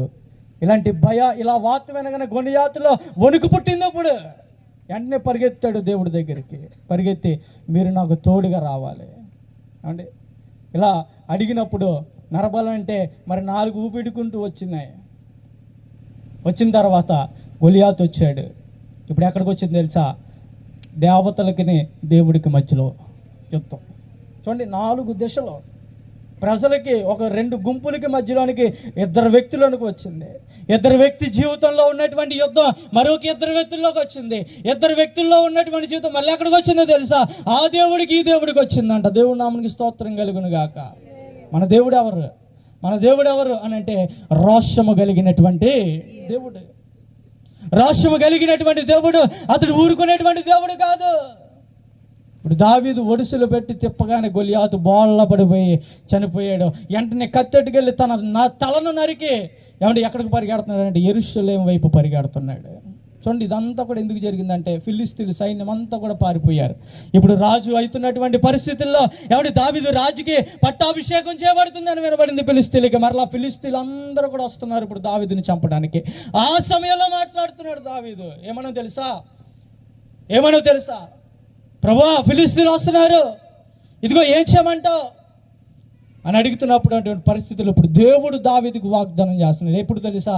భయము కలిగినటువంటి వేళలో, భయపడుతున్నటువంటి వేళలో ఇప్పుడు దేవుని వాగ్దానం వినబడుతుంది. ఏమనో తెలుసా? చదవండి, చూద్దాం. తన కింద వచ్చిన పొమ్ము నిస్సందేహముగా వారిని నీ చేతికి అప్పగించదనని, నీ చేతికి నేను అప్పగిస్తాను. గట్టిగా యెహోవా సెలవిచ్చెను. చెప్పకూడదు గట్టిగా. హల్లెలూయా. ఏమని ప్రకటన చేస్తున్నాడు ఇప్పుడు? ఏమని వాగ్దానం చేస్తాడు దేవుడు అని అంటే ఇక్కడ కనబడుతుంది నిస్సందేహముగా కదా. ఇంకా సందేహం లేదు. దావీదుకు ఒక అలవాటు ఉందండి. ఎప్పుడు కూడా దావీదుకు ఎప్పుడో ఒక అలవాటు ఉంది. ఏంటనంటే ఒక చిన్న పని చేసినా ఎక్కడుండేవాడనంటే దేవుని పాదాల దగ్గర, దేవుని దగ్గర విచారణ చేసే అలవాటు. ప్రార్థిస్తున్నాడు, ప్రభువా ఏ పని చేయాలనుకుంటున్నాను, చేయనా వద్దా? చూడండి, ఇలాగా అనేక మార్లు అడిగేటువంటి వాడు. అందుకే దావీదు గురించి దేవుడు ఒక మాట చెప్తాడు. ఏంటో తెలుసా? ఇతడు నాకు ఇష్టానుసారుడైనటువంటి మనుష్యుడు. ఎందుకన్నాడు ఆ మాట దేవుడు స్వయంగా? దావీదుని ఎందుకు అనాలి? మోషే ఉన్నాడు కదా, గిద్యోను ఉన్నాడు కదా, కానీ దావీదుని ఎందుకు అంటున్నాడు? చూడండి, దావీదు ప్రతి క్షణాన్న ఏం చేసేవాడనంటే దేవుని దగ్గర ఉండేవాడు, విచారణ చేసేవాడంట. నేను విచారణ చేయగా ఆయన నాకు ఏమండి కలిగిన భయములన్నిటి నుండి నన్ను ఏం చేశాడు తెలుసా? విడిపించాడు. చెప్తున్నాడు ఖచ్చితంగా 34వ సంకీర్తన 4వ వచనంలో. ఎందుకనంటే దావీదు చెప్పినటువంటి ప్రతి మాటలో దేవుని మాట పట్టుకొని ఇప్పుడు ఎక్కడికి వెళ్ళాడు? ఏమంటే నిస్సందేహముగా ఇప్పుడు ఫిలిస్తీన్ల మీదకి వెళ్ళిపోయాడు. డైరెక్ట్గా ఫిలిస్తీన్ల మీదకి వెళ్ళాడు. ఏమంటే ఆ ఫిలిస్తీన్లందరిని కూడా ఏం చేసుకున్నాడు తెలుసా? తన చేతిలోని కప్పు చెప్పుకున్నాడు. సందేహపడద్దు ఈరోజు జీవితాల్లో. ఈరోజు అనేక సందేహాలు మనకుంటాయి. క్రైస్తవ జీవితంలో ఉంటే ఏమంటే నేటి పరిస్థితుల్లో ఇవే సందేహాలు. క్రైస్తవత్వాన్ని అంగీకరిస్తే ఈరోజు మాకుండే రిజర్వేషన్లు మాకుంటాయా? క్రైస్తవత్వాన్ని అంగీకరిస్తే ఈరోజు మా జీవితమే వాటిది. ఎందుకనంటే ఈరోజు వేధిస్తున్నటువంటి పరిస్థితుల్లో ఏమంటే బాధపడుతుంది ఎవడనంటే మొట్టమొదటిగా క్రైస్తవుడు. ఈరోజు ఏ పరిస్థితుల్లో కలిగి ఉన్నా, ఎవరు నీ మీదకి వచ్చినా, ఎవరు ఎలా ఉన్నప్పటికీ కూడా ఈరోజు ప్రభు చెప్తున్నాడు ఏంటో తెలుసా, నిస్సందేహంగా వెళ్ళు వారి మీదకి, నిస్సందేహంగా వెళ్ళు. వారిని ఏం చేస్తాడో తెలుసా, నీ చేతికి ప్రభు అప్పగిస్తాడు. దేవుడి నామమునకు స్తోత్రం కలుగును గాక. ఉన్న పరిస్థితులను బట్టి భయపడద్దు నా ప్రియ జనాంగమా, ఉన్న పరిస్థితులను బట్టి భయపడకు. ఈరోజు ప్రభు కోసం ఎలా నిలబడో తెలుసా, ఒక అపోస్తలుడైనటువంటి పౌలు వలె నిలబడాలి. పౌలు అంటున్నాడు, దేవుడు పౌలుకు వాగ్దానం కాదు, పౌలే దేవుడు వాగ్దానం చేస్తున్నాడు. ఏమన్నా తెలుసా, ఇదిగో బ్రతుకుంటే ప్రభు కోసం చావైనా లాభమని. ఎందుకంటే రోమ ప్రభుత్వంలో ఉన్నటువంటి పరిస్థితులు అలాంటివి ఆనాటి దినాల్లో. నేటి ప్రపంచంలో జరుగుతున్నటువంటి పరిస్థితులు అలాంటివే.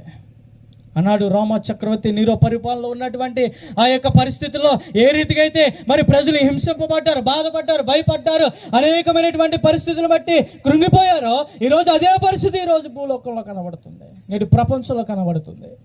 ఈరోజు నువ్వు కూడా ఒక సవాలు చేయి. ఏమన్నా తెలుసా, బ్రతుకుతే క్రీస్తు కొరకే, చావైనా లాభము, చావైనా లాభం. ఎందుకు భయపడుతున్నావు పరిస్థితిని బట్టి, ఎందుకు కృంగిపోతున్న పరిస్థితిని బట్టి, ఎందుకు విసిగిపోతున్న పరిస్థితిని బట్టి? ఈరోజు వాగ్దానం చేసేటువంటి దేవుడు ఉన్నాడు కదా. ఏ వాగ్దానం చేశాడు? భయపడొద్దు, నువ్వే మార్గం గుండా వెళ్ళినా నేను నీకు ఎలా ఉంటున్నా తెలుసా, తోడుగా ఉంటానని. మూలవాక్యం చలములలో పడి నేను వెళ్ళాను, నేను నీకు తోడై ఉన్నాను, అవి నీ మీద పారవు, అవి నీ మీద పొర్లి పారవు. అగ్ని మధ్యలో వెళ్ళినప్పటికీ కూడా అవి నీ మీదకి ఏమి కూడా చెయ్యవు, ఏ హాని కూడా కలగదు. ఎందుకనంటే దేవుని వాగ్దానం చేశాడు. ఈరోజు వాగ్దానం చేసినటువంటి నమ్మదగిన దేవుడు. ఈరోజు నువ్వే పరిస్థితుల్లో ఉన్నావు నాకైతే తెలియదు. ఈరోజు విసిగిపోయినటువంటి పరిస్థితుల్లో ఉన్నావా? ఈరోజు కృంగిపోయినటువంటి పరిస్థితుల్లో ఉన్నావా? పరిస్థితులు బట్టి భయపడినటువంటి వేళలో ఉన్నావా? ఈరోజు నా ప్రభు నిశ్చయముగా చెప్తున్నాడు, నువ్వే పరిస్థితుల్లో ఉన్నా నిశ్చయముగా నా దేవుడు నీ వాగ్దాన జీవితంలో అటువంటి వాగ్దానాలు నెరవేర్చునుగాక. దగ్గరగా చెప్తా ఆమేన్. ఆయన నీ పరిస్థితులు కృంగినటువంటి వేళలో ఆ కృంగిపోయినటువంటి గిద్యోని వల్ల నీ జీవితం కూడా ఉందేమో, ఆ జీవితాన్ని దేవుడు చూస్తున్నాడు, నీకు వాగ్దానం చేస్తున్నాడు. ఏ కృంగిన పరిస్థితి నీకు ఉన్నదో ఆ దాన్ని నీ చేతికి ప్రభు అప్పగించునుగాక. నిస్సహాయతమైనటువంటి స్థితిలో ఉన్నావేమో, నిస్సందేహంలో ఈరోజు బ్రతుకుతున్నావేమో, ఏ నిస్సందేహం నిన్ను సందేహపరుస్తుందో వాటన్నిటిని కూడా ప్రభు నీ చేతికి అప్పగించునుగాక. ఆమేన్ చెప్పండి బిగ్గరగా. కాబట్టి ఏ పరిస్థితిని బట్టి భయపడదు నా ప్రియ సహోదరులారా, ఏ పరిస్థితిని బట్టి భయపడదు. ఈరోజు ప్రభు మనకు ఒక వాగ్దాన భూమిని ఇచ్చాడు. ఇశ్రాయేలు ప్రజల వల్ల ఈరోజు నేను పోగొట్టుకుంటున్నామేమో. ఎందుకంటే నా దేవుడు ప్రేమించేటువంటి దేవుడు, నా దేవుడు క్షమించేటువంటి దేవుడు, నా దేవుడు మరి ఆయన ఇచ్చినటువంటి ప్రతి పరిస్థితుల నుండి ఆయన తప్పించగలిగినటువంటి దేవుడు. ఈరోజు యేసు నామములో చెప్తున్నటువంటి మాటల్లో ఈరోజు ఏంటంటే, ఈరోజు ఈ భూలోకంలో ఎంత బ్రతికినా చివరికి మనం ఎక్కడికి చేరాలంటే తండ్రి దగ్గరికి మనం చేరాలి. తండ్రి దగ్గరికి చేరినప్పుడు దేవుడు ఇశ్రాయేలు ప్రజల్ని ఎలాగైతే చూచినటువంటి దేవుడు అయి ఉన్నాడు, ఈరోజు నిన్ను చూస్తున్నాడు. నిన్ను చూచి ఒకనొక దినాన్ని ఆయన లెక్క అడగబోతా ఉన్నాడు. ఈరోజు లెక్క అప్పచెప్పడానికి ఈరోజు సిద్ధంగా ఉన్నావా? లెక్క చెప్పడానికి ఈరోజు ఎటువంటి పరిస్థితులను బట్టి సిద్ధపడి ఉన్నావు? ఈ లోకంలో జీవిస్తున్నటువంటి వారికే ఉన్నావేమో. ఇశ్రాయేలు ప్రజల వలె ఈరోజు మనం కూడా బ్రతుకుతున్నావేమో. ఈరోజు ఇశ్రాయేలు బ్రతికినటువంటి బ్రతికితే నీ బ్రతుక్కి ఏం లేదు తెలుసా, ఒక అర్థం లేదు. దేవుడు అంటున్నాడు, ఎటువంటి జీవితం తెలుసా, దావీదుని ఎలాగైతే తప్పించాడో ఈరోజు ఎవరి జీవితం కలిగి ఉన్నారని దావీదు జీవితం కలిగి ఉండాలి. దావీదు ఎలా బ్రతికాడు, దావీదు ఎలా జీవించాడు, దావీదు ఎలా ఉన్నాడు అని అంటే 54 వచనంలో అంటున్నాడు, విరిగి నలిగిన హృదయంతో నిన్ను చేరుతున్నాను.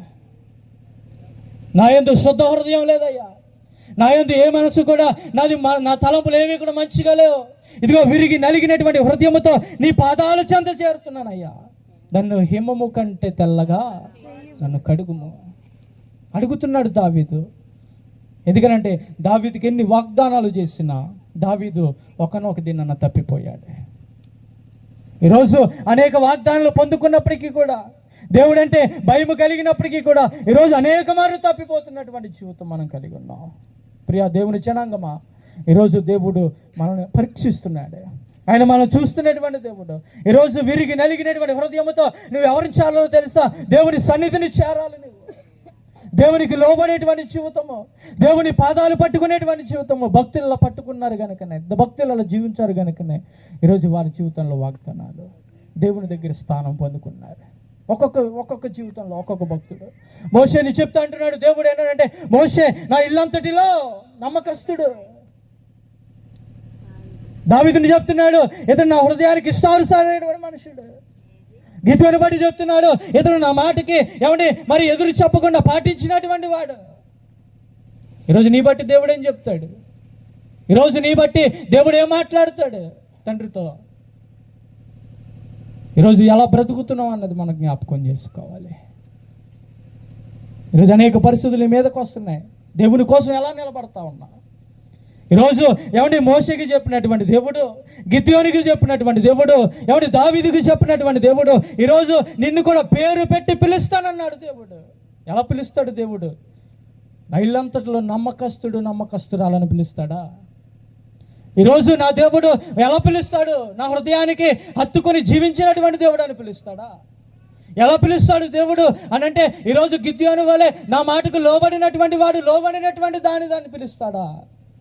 ఈరోజు నీ గుండెల మీద నువ్వు చేసుకొని చెప్పుకో, ఈరోజు ప్రభువా, ఈరోజు ఎంతకాలం బ్రతుకుతామో తెలియదు, ఎంతకాలం జీవిస్తామో తెలియదు. ఈరోజు పేరు పెట్టి పిలుస్తానని వాగ్దానం చేస్తావు. ఈరోజు ఏ పేరుతో పిలుస్తావయ్యా? నేను ఈ పాపినయ్యను, నన్ను ఈ శాపంలో బ్రతుకుతున్నటువంటి నన్ను ఈరోజు ఏ పేరు పెట్టి నన్ను పిలవబోతున్నావు? గుండెల మీద చేసుకుని ఒకసారి నీలో నీవు ఊహించుకో, నీ తలంపుల్లో నీ తలంపు వేసుకో. ఈరోజు మన జీవితం కళ్ళెదురుగా కనబడుతుంది. ఈరోజు నన్ను పిలుచుకున్నాడు దేవుడు. అనేక మార్లు ఏమంటే దేవునికి విరుద్ధంగా జీవించినటువంటి జీవితము, అనేక మార్లు దేవునికి విరుద్ధంగా జీవించినటువంటిది. ఇశ్రాయేలు ప్రజల కన్నా దారుణంగా జీవించాను నేను. అటువంటి పరిస్థితుల్లో పేరు పెట్టి నన్ను పిలుచుకున్నాడు. మొదట పిలిచాడు, వినలేదు, కొట్టాడు, అయినా వినలేదు. రెండోసారి కొట్టాడు, అయిపోయింది అనుకున్నాను నా జీవితం. మా తల్లిగారు నా పక్కన ఉన్నారు. అప్పుడు అడుగుతున్నాను ఏమనంటే, అమ్మా నేనేంటి ఎక్కడ ఉన్నాను? అమ్మగారు అన్నారు, ఏం కాదు, కంగారు పడకు, ఇంటికి వెళ్ళిపోతాం అన్నాడు. కొట్టాడు 2 సార్లు దేవుడు. మొదటిసారి చూస్తే ఏమంటే 2 యాక్సిడెంట్లు కూడా ప్రభు చూపినటువంటి మార్గాన్ని నేను ఎంచుకోలేకపోయాను. యాక్సిడెంట్లో ఏమంటే వాహనాలు చూస్తే మనిషి ఉన్నాడా పోయాడా అనే స్టేజ్లో ఉంటాయి అవి. కానీ ఈరోజు చెప్పనా, దేవుడు పిలుచుకున్నటువంటి నమ్మదగినటువంటి దేవుడు ఒక రక్తపు బొట్టు చుక్క కూడా నేలను తడపలేదండి. చప్పలు కొట్టాలని పెట్టలేదు మీరు ఎవరు కూడా. స్తోత్రం కలుగును గాక. ఒక రక్తపు బొట్టు చుక్క కూడా కింద కార్చలేదు. అంతగా కాపాడాడు దేవుడు నన్ను, అంతగా కాపాడాడు దేవుడు నన్ను. ఏమంటే నా బండిలు చూస్తే, నా వెహికల్స్ చూస్తే ఏమంటే చాలా దారుణ పరిస్థితులు. ఒకటేమో ఆటో కిందకి వెళ్ళిపోయింది, ఒకటేమో కారును ఢీ కొట్టుకొని ఎలా ఉందంటే అలా ఉంది పరిస్థితి. నన్ను అందరూ కూడా ఆటో కింద నెతుకుతున్నారు, ఎక్కడున్నాడు మనుషుడు, ఆటో ఎక్కేసిందా, ఉన్నాడా అని. అంటే నేను చక్కగా పక్కన నిలబడి నా ఇన్స్ట్రుమెంట్స్ అన్నీ కూడా నేను సరి చూసుకుంటున్నాను చక్కగా. రెండవసారి ఇంకా మనసు తిప్పి లేదు, ఇంకా ఎక్కడ తగిలిందో తెలియదు కూడా తెలియదు, తలకు తగిలింది, ఎక్కడ తగిలిందో తెలియదు. చివరికి కన్ను తెరిచేటప్పటికి హాస్పిటల్లో ఉన్నాను.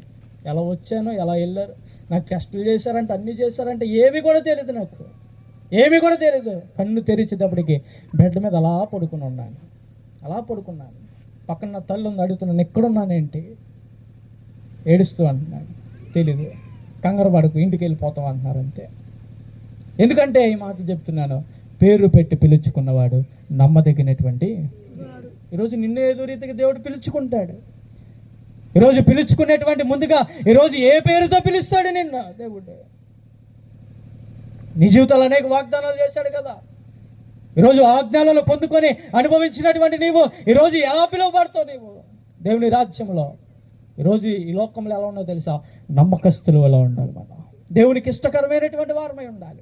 దేవునికి ఇష్టకరంగా బ్రతికేటువంటి వారమై ఉండాలి. అక్కడ ప్రభు ఏమన్నా తెలుసా, నా ప్రియ స్నేహితుడా, నీవు ఈ లోకంలో నమ్మకంగా జీవించగనక నమ్మకస్తుని దేవుడు ఎలా పిలుస్తాడు తెలుసా, బలా నమ్మకమైనటువంటి మంచి దాసుడా. ఈరోజు ఈ మెప్పును మనం పొందుకోవాలి. అదే ఈ లోకంలో ధ్యేయం.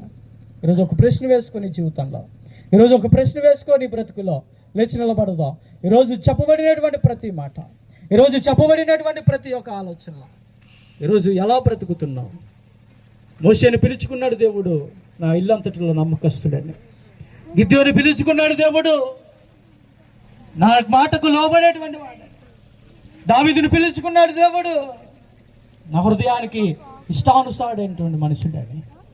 వాగ్దానాలు పొందుకున్న తర్వాత వారి జీవితంలో చేసినటువంటి మాటలను బట్టి ఈరోజు సంఘ క్రమంలో నడుస్తున్నటువంటి నీవు, సంఘంలో జీవిస్తున్నటువంటి నీవు, ఈరోజు దేవుడు ఈరోజు పిలిస్తే నేను ఎలా పిలుస్తాడు దేవుడు? ఈరోజు నేత్రాలు మూసి దేవుడిని అడుగు. అమ్మాయి నేత్రాలు మూసి దేవుడిని అడుగు. ప్రభు చెప్తున్నటువంటి మాటలు విసిగిపోయినటువంటి వేళ ఉన్నావా? కృంగిపోయినటువంటి వేళ ఉన్నావా? నిస్సందేహంలో నువ్వు బ్రతుకుతున్నావా? ఈరోజు నా దేవుడు ఏ పరిస్థితిలో ఉన్నా ఈరోజు నీకు వాగ్దానం చేస్తున్నాడు. ఆజ్ఞ ఇస్తే ఆజ్ఞ తప్పిందంటూ కూడా ఏదో ఉండదు. మాట ఇస్తే మాట తప్పేటువంటి వాడు కాదు. మనుషులైతే ఒక మాట ఇచ్చి నేను తప్పిపోవచ్చు, కానీ పలానా వారు వచ్చి పలానా మాటలు చెప్పి నిన్నెంతో మరి హెచ్చించినప్పటికీ చివరికి నేను పడగొట్టేటువంటి మాటలు తప్ప వాగ్దానం నెరవేర్చేటువంటి మాటలు ఎందుకు కూడా? నీ భర్త అయినా అవ్వచ్చు, నీ బంధువైనా అవ్వచ్చు, నీ రక్త సంబంధం అవ్వచ్చు, ఎవరైనప్పటికీ కూడా వాగ్దానం ఇస్తారే కానీ వాగ్దానం నెరవేర్చలేని స్థితి. తిరిగి నిన్నే వారు వేలెత్తి చూపిస్తారు. కానీ నా దేవుడు వాగ్దానం ఇస్తే నెరవేర్చేటువంటి, వాగ్దానం ఇస్తే నెరవేర్చేటువంటి దేవుడై ఉన్నాడు. ఈరోజు జ్ఞాపకం చేసుకో పిల్లారా, విసుకుపోయినటువంటి వేళ నీకు వాగ్దానం ఇచ్చాడు, కృంగిపోయినటువంటి వేళలో వాగ్దానం ఇచ్చాడు. కాబట్టి దేవుడి నిస్సందేహంలో ఉన్నటువంటి పరిస్థితుల్లో దేవుడు వాగ్దానం ఇచ్చాడు. ఈరోజు వాగ్దానం బట్టి ప్రార్థన చేయి. దావీదు వలె పాదాలు పట్టుకో, దావీదు వలె దేవుడి దగ్గర విచారణ చేయి. ఈరోజు నా ప్రభు నిశ్చయముగా నీ పరిస్థితులన్నీ కూడా తారుమారు చేయనుగాక. నిన్ను మాత్రమే నేనమ్మానయ్యా, నీవు మాత్రమే నా ధైర్యం యేసయ్యా, నిన్ను మాత్రమే నేనమ్మానయ్యా, నీవు మాత్రమే నా ధైర్యం యేసయ్యా, నీ బాహుబలమే నడిపించెను, నా స్థితులన్నిటినీ సరిచేయును, నీ బాహుబలమే నడిపించెను, నా స్థితులన్నిటినీ సరిచేయును. కృప చూపువాడవయ్యా, నీ పిల్లలకు కృప చూపువాడవయ్యా. అందరూ నడిచిపోయినగా కృప చూపువాడవయ్యా, నీ పిల్లలకు కృప చూపువాడవయ్యా. తండ్రి నీకు వందనాలు. ఈ దినము ప్రభా ఈ లేఖనం ద్వారా కొద్ది నిమిషాలు చక్కటి విషయాలు మాట్లాడుకోవడానికి, ధ్యానం చేయడానికి ఇచ్చినటువంటి వందన బట్టి ఈ రోజు ప్రభా లేఖనాలు చెప్పినటువంటి విధంగా అలనాడు యాకోబుతో మాట్లాడుతూ చెప్తున్నటువంటి మాటలు, నిన్ను సృజించినటువంటి వాడు యెహోవా అని చెప్పి ప్రార్థన చేస్తూ ప్రభా నేడు పరిస్థితులు కలిగి ఉన్నటువంటి ప్రజల్లో ప్రభా ఈరోజు అనేక మార్గాల్లో మేము అడుగు జాడలు వేస్తూ ప్రభా భయంకరమైనటువంటి దినాల్లో ఉన్నాం. ఈరోజు అటువంటి దినాల్లో ఉన్న మాకు ప్రభా నువ్వు వాగ్దానం ఇచ్చావు, నేను నీకు తోడై ఉన్నాను, నిశ్చయముగా మనందరికీ రాకడ పర్యాంతం వరకు నీవే తోడుగా ఉండువు గాకని ప్రార్థిస్తున్నావయ్యా. అటు కృపతో బలపరచండి అయ్యి ప్రభా. భక్తులు జ్ఞాపకం చేస్తూ ఎవరికి వాగ్దానం ఇచ్చావో వారి జీవితాల్లో ఏ విధంగా దాన్ని నెరవేర్చావో ప్రభా జ్ఞాపకం చేస్తాం. విసిగిపోయినటువంటి భవిష్యత్తు వాగ్దానం చేస్తాం, కృంగిపోయినటువంటి గిద్యోనుతో వాగ్దానం చేస్తాం, నిస్సందేహంలో ఉన్నటువంటి దావీదుతో వాగ్దానం చేస్తావయ్యా. ఈరోజు మేము ఏ పరిస్థితుల్లో ఉన్నామో ప్రభా ఆ పరిస్థితుల్లో ఈ వాగ్దానం చేత మమ్మల్ని తృప్తి పరచుదువుగా కానీ ప్రార్థిస్తున్నాం. అతి కార్యంతో నింపి నడిపించి నీ కృపతో బలపరచు. యేసు నామమును బట్టి అడిగి వేడుకుని ప్రార్థించి పొందుకుని నామమా పరమ తండ్రి. ఆమేన్. తీసుకొచ్చిందా మీ అందరికీ కూడా నా ప్రభు అయినటువంటి యేసుక్రీస్తు నామమున వందనాలు తెలియజేస్తా ఉన్నాను. నాకు ఈ చక్కటి అవకాశాన్ని కల్పించినటువంటి దైవ సేవకులు మరి తండ్రి సమానులు ఆరోగ్య శ్యామ గారికి, అదే రీతిగా పాస్టమ్ గారికి, వారి కుటుంబానికి ప్రత్యేకమైన వందనాలు. ఈ కుటుంబం మరి యొక్క సభకు మరి అధ్యక్షులుగా ఉన్నటువంటి కనువీరనారు గారికి, సుందర్రావు గారికి, వారికి కూడా నా కుటుంబం తరపున, సంఘం తరపున ప్రత్యేకమైనటువంటి వందనాలు తెలియజేస్తున్నాను. నా పేరు రెవరెండ్ స్తుతి కుమార్. నేను ఆంధ్ర ఎవెంజలికల్ లూథరన్ సంఘంలో నేను కాపరత్వాన్ని నేను చేస్తూ ఉన్నాను. ప్రజెంటు మరి నేను తేతలి తణుకు మండలం వడ్లూరు ప్రాంతంలో నా పరిచర్య నేను కొనసాగిస్తున్నాను. నాకు ఒక 200 నుండి 250 మంది దాకా సంఘం ఉంది. నా పరిచర్య నిమిత్తము మరి మీరందరూ కూడా మీ అనుదిన ప్రార్థనలో మా పరిచర్య నిమిత్తము, కుటుంబ విషయాల నిమిత్తము మీరు ప్రార్థించాలని ప్రభుపేట మీ అందరికీ మనం చేస్తాను. ప్రభు నామమునికి మహిమ కలుగును గాక. ఆమేన్. చప్పలు కూడా దేవుని గణపరుద్దాం. యవన కాలమందు దేవుడు బహుబలంగా వాడుకున్నాడు. నమ్మినోళ్ళు దేవునికి స్తోత్రం చెప్దాం ఒకసారి. మాతోనే మాట్లాడాడు దేవుడు అన్నాడు. దేవుని స్తోత్రం చెప్పండి. చక్కదిద్దుకోవడానికి అవకాశం దొరికింది అన్నాడు. దేవుని స్తోత్రం చెప్పండి. రైట్, మీకు చాలా నిండుందండి. ఒక్కరు కూడా తప్పిపోకుండా చక్కగా ఉన్నారు. ఒక చిన్న మాట ఏంటంటే, ఎవ్వరికి తక్కువ కాకుండా మంచి భోజన ఏర్పాట్లు చేశారు. అల్లుడు గారులు ఇక్కడే ఉన్నారు. అల్లుళ్ళు, మేనల్లుళ్ళు, బావలు, బామర్దులు. నిజంగా సుందరరావు అదృష్టవంతుడు. దేవుని స్తోత్రం చెప్పండి. అక్కలు, చెల్లుళ్ళు, ఇంకా వగైరా వగైరా, ఇంకా అందరం చెప్పలేని ఆయన చెప్పుకుంటాడు. దేవునికి స్తోత్రం చెప్దాం ఒకసారి. అత్తల నుంచి మా అక్క వచ్చారు. అక్క ఒక పాట పాడతారు. అమ్మాజీ గారు వచ్చి ఒక పాట పాడుతుండగా, దీని బలవంతం కాదు, దేవుని పని చేయడానికి ఎవరైనా కానుకలు. ఎంత వరాల మనసో నిధి చిత్ర చిత్రాలుగా విన్నానయ్య ఓసు ప్రభువా హైలేసు మహిమే హైలేసు యేసు ఎంత వరాల మనసో చిత్ర చిత్రాలుగా విన్నానయ్యా ప్రభువా హైలేసు ప్రభువా హైలేసు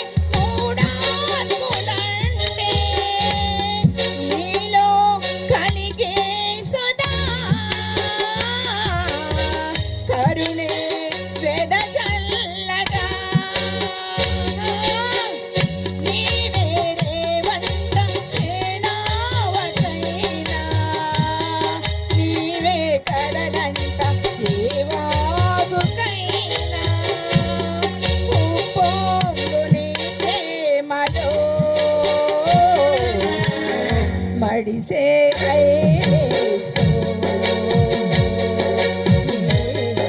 మడిసే నీరాసు నడిసే ఐలేసు మడిసే నీరాసు యేసు ఎంత వరాల మనసో నిధి చిత్రాలుగా విన్నానయ్యా ఊసు ప్రభువా ఐలేసు మహిమే ఐలేసు ప్రభువా ఐలేసు మహిమే ఐలేసు థ్యాంక్ యూ హల్లెలూయా. అందరూ ఒకసారి దేవుని స్తోత్రం చెప్పండి. నాన్న కాస్త భోజన కార్యక్రమాలను దగ్గరికి పెట్టేసుకోండి. సేవకులు బయట వెనకాల ఉన్నారండి, దయచేసి ఇటు వచ్చేసేయండి. సేవకులకి పక్కన పెట్టబడుతుంది. సేవకులు సేవకురండ్లు ఈ పక్కకు రండి. మిగిలిన వారికి ఆ పక్కన మొత్తం అంతా కూడా బఫే సిస్టమే. ఎవరు కుర్చీలు వాళ్ళు కూర్చొని చక్కగా తినొచ్చండి. ఈ సమయంలో ఒక్క 10 నిమిషాలు టైం ఇవ్వండి. ఇది ఆఖరి కూటం, ఒకటే కూటం కనుక మరి అసలైన ఆయనకి టైం ఇవ్వలేదనుకో అంత ఎలా ఉంటుందని నేనే బ్యాండ్ మేళలాగా ఉంటుంది. ఆయనకి టైం ఇస్తున్నాను సుందరం గారికి. ఆయన పలుకులు ఇందాం.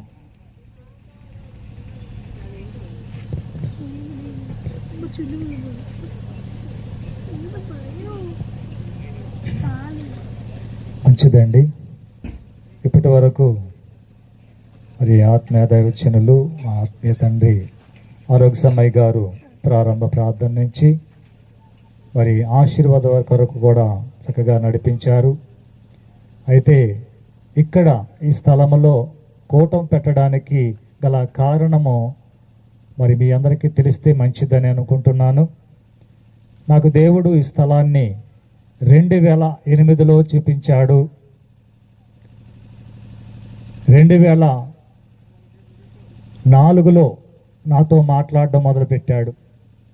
స్థలాన్ని తాడి చెట్లతో ఇసుక దెబ్బలతో ఈ గట్టుని నేను చూడటము, ఇక్కడికి రావటము, ఇక్కడ ఈ స్థలంలో తిరగటము నాకు చూపించాడు.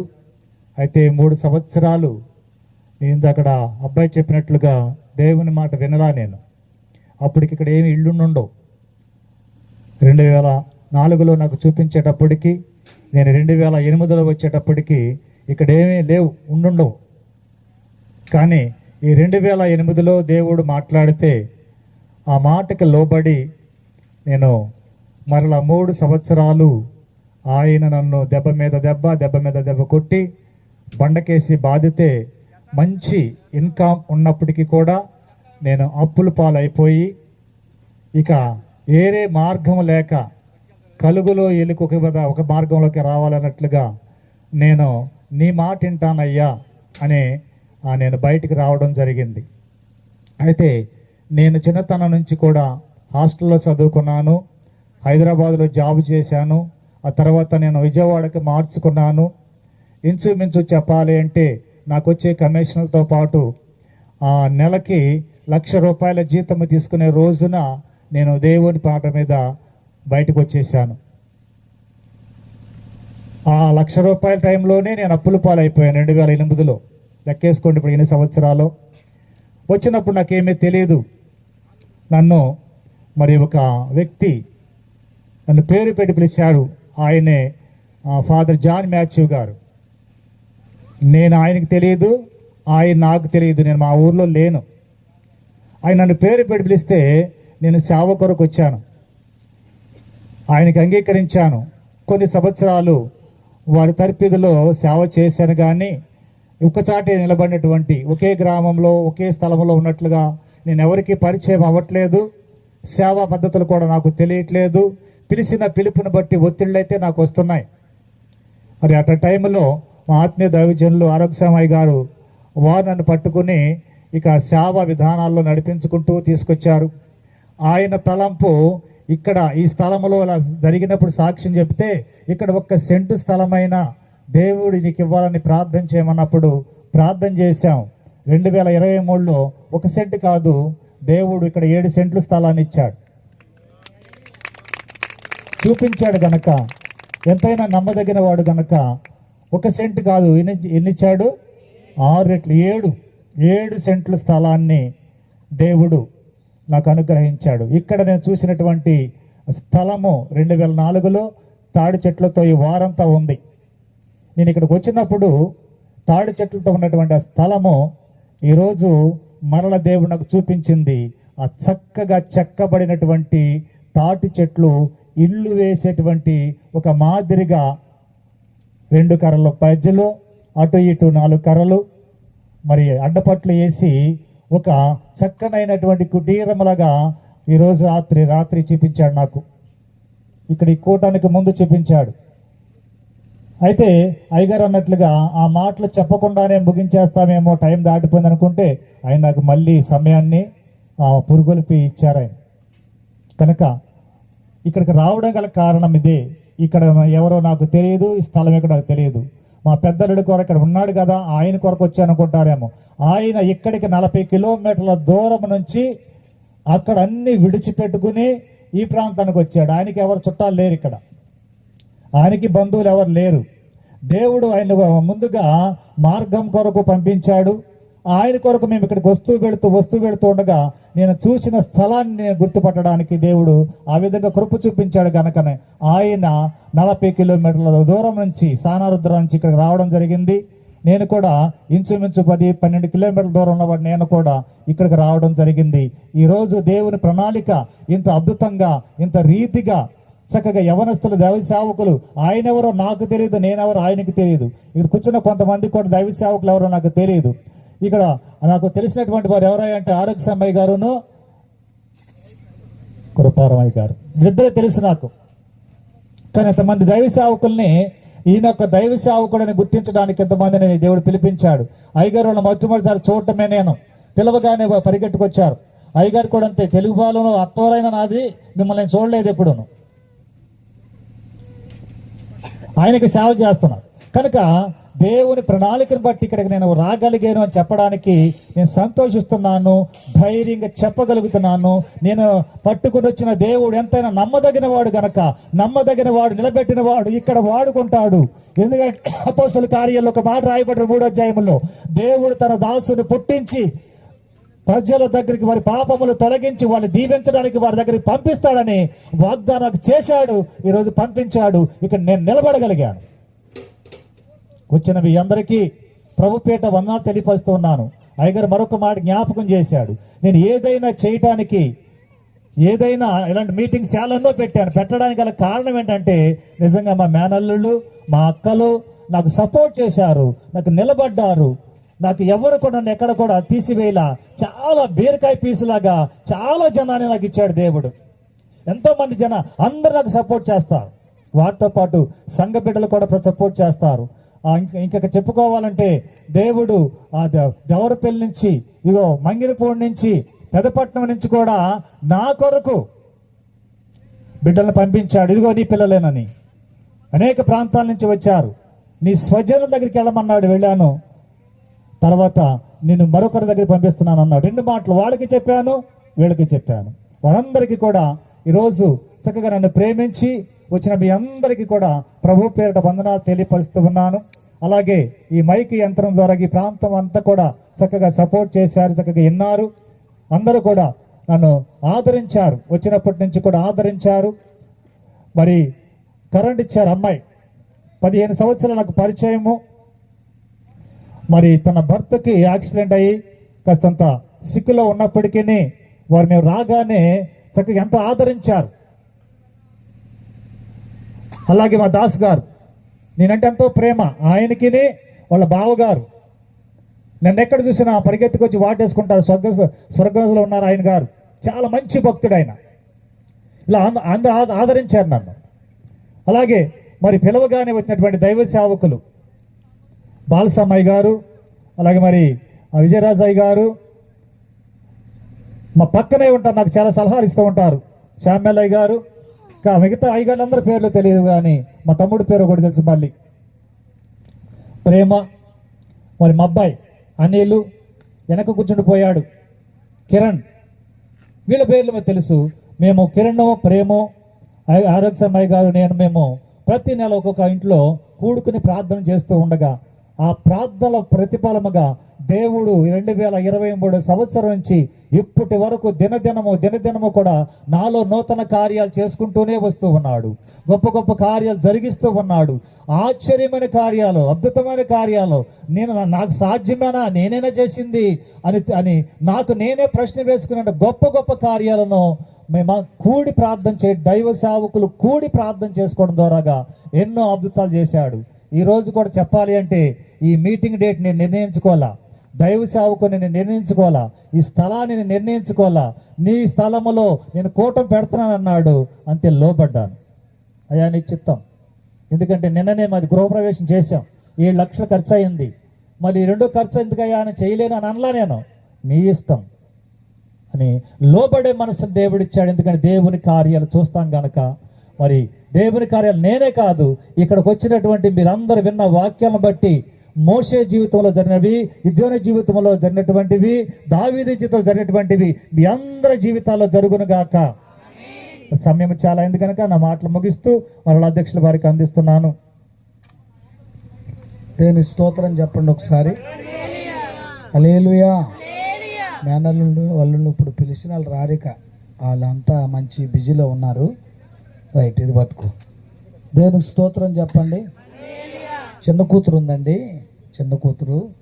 ఈ డెకరేషన్ అంతా ఆమె చేసింది. ఒకసారి రా రా, రే మీరు కూడా రండి. ఈ టేబుల్ కింద తగి రండి, ఎదురున్న వాళ్ళు రండి. ఈ డెకరేషన్ అంతా ఆమె చేసింది. ఆమెను బట్టి చప్పలు కొట్టండి ఒకసారి. రైట్. అలాగే మొట్టమొదటి కూటానికి ఎవరు వచ్చారంటే మా సోదరుడు ఇజ్రాయేల్ గారు అబ్బాయి వచ్చాడు మొట్టమొదట. దేవునికి స్తోత్రం చెప్పండి ఒకసారి. రైట్. ఒక మాట మాత్రం చెప్పకుండా ఉండలేను.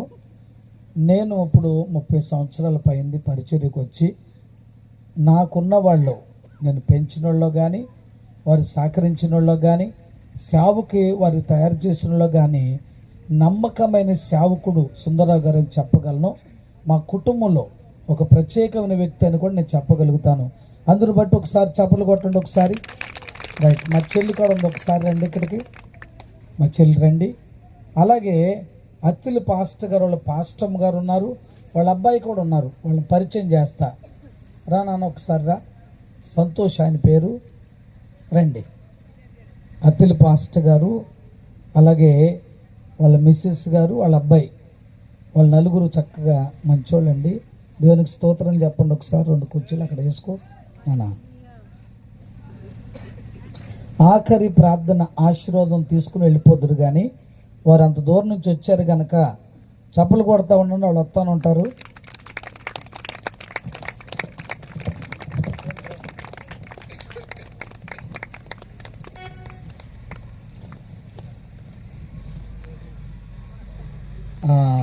మా సంతు అలాగే స్తుతిని కన్న గర్భాన్ని బట్టి వాళ్ళిద్దరికి సన్మానం చేద్దాం. చప్పలు కొట్టండి ఒకసారి. పైకి రా, పైకి రా, రండి. మా మంత్రి ఏమైనా దగ్గరలో ఉంటే రండి. మా మంత్రి గారు ఎక్కడెక్కడైనా ఉంటే రండి.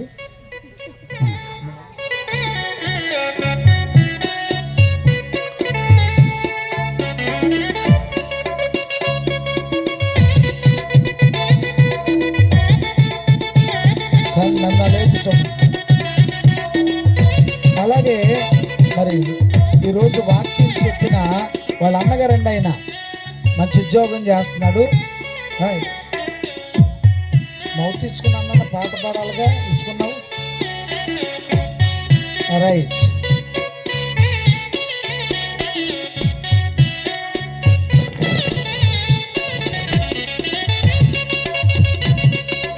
ఓకే, లెగొచ్చునానక. రైట్. అలాగే సుందర్రావు గారును అమ్మాయి మంత్రి రా, మంత్రి గారు రండి, కూర్చోండి.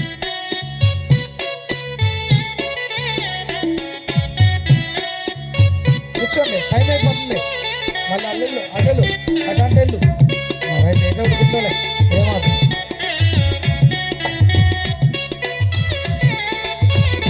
ఏమవదు. కీబోర్డు తబలా మాత్రం ఎరగొట్టేస్తున్నారంటే రైట్. ఎరా ఫోటో చేస్తున్నావా? రైట్. దేవుని స్తోత్రం. హల్లెలూయా హల్లెలూయా. బోలో క్రీస్తు మహారాజుకే, రాజుల రాజుకే, రాబోతున్న మెస్సేకే. మా తమ్ముడు ప్రేమ్ కొత్తూరులో పరిచయం చేస్తున్నారు, ఆయన ప్రార్థన చేస్తారు, ఏకీపిద్దాం.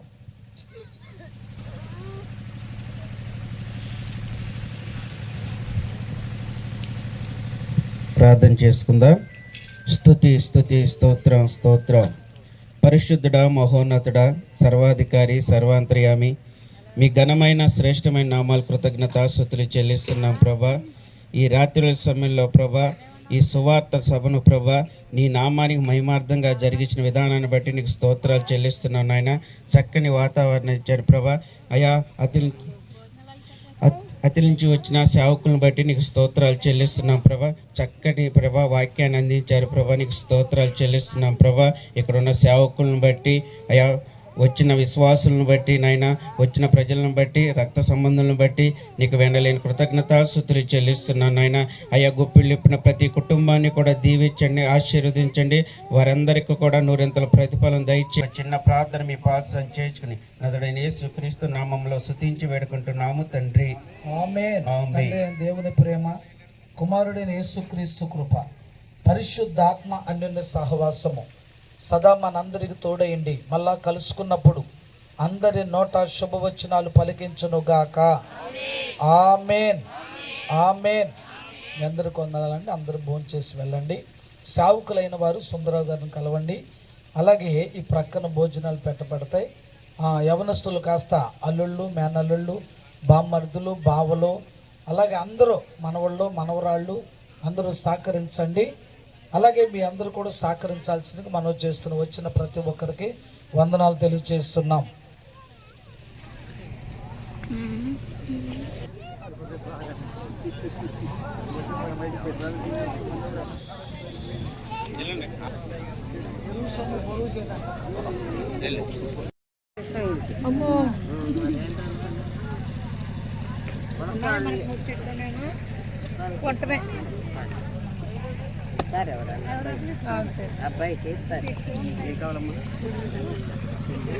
ములక్కాడ కావాలంటున్నా సాంబార్లోకి.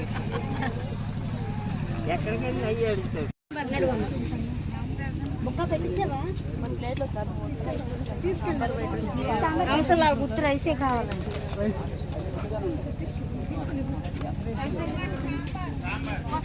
సాంబార్ వచ్చేటప్పుడు మాకు క్షేమకరమైన ప్రయాణాలు ఇచ్చారు. తిరిగి మేము నాయన వెళ్తుండగా మా ప్రయాణం అంతట్లో తోడుగా ఉండండి. ముందు వెనక మీ దూతలు నడిపించండి ఆయన. ఎటువంటి నిద్రపొత్తు కానీ అయ్యా నడుపుతున్న బిడ్డగా రాకుండా ప్రభు ఆయన క్షేమంగా మా గృహాలకు చేర్చి అక్కడ మళ్ళీ నేను స్తుతించే బాధ్యత ఇచ్చింది. నీ చిత్తమైతే నీ రాకడ ఆలస్యమైతే మరొకసారి ప్రభు మేమందరం మరలా మరి తరచూ కలుసుకునే కృపను దాయిచేయండి. ప్రేమ ఇచ్చినటువంటి కుమార్తెలు, అల్లుళ్ళు ప్రభు ఇదిగో నాయన మరి కుమారుడు కొరకు మా ప్రత్యేకంగా ప్రార్థన చేస్తున్నాం. సమస్తాన్ని మీ చేతులకు అప్పగిస్తూ మహిమాగంత ప్రభావాలు మీకు ఆరోపిస్తూ యేసు నామాన్ని బట్టి వేడుకుంటున్నాం మా పరమ తండ్రి.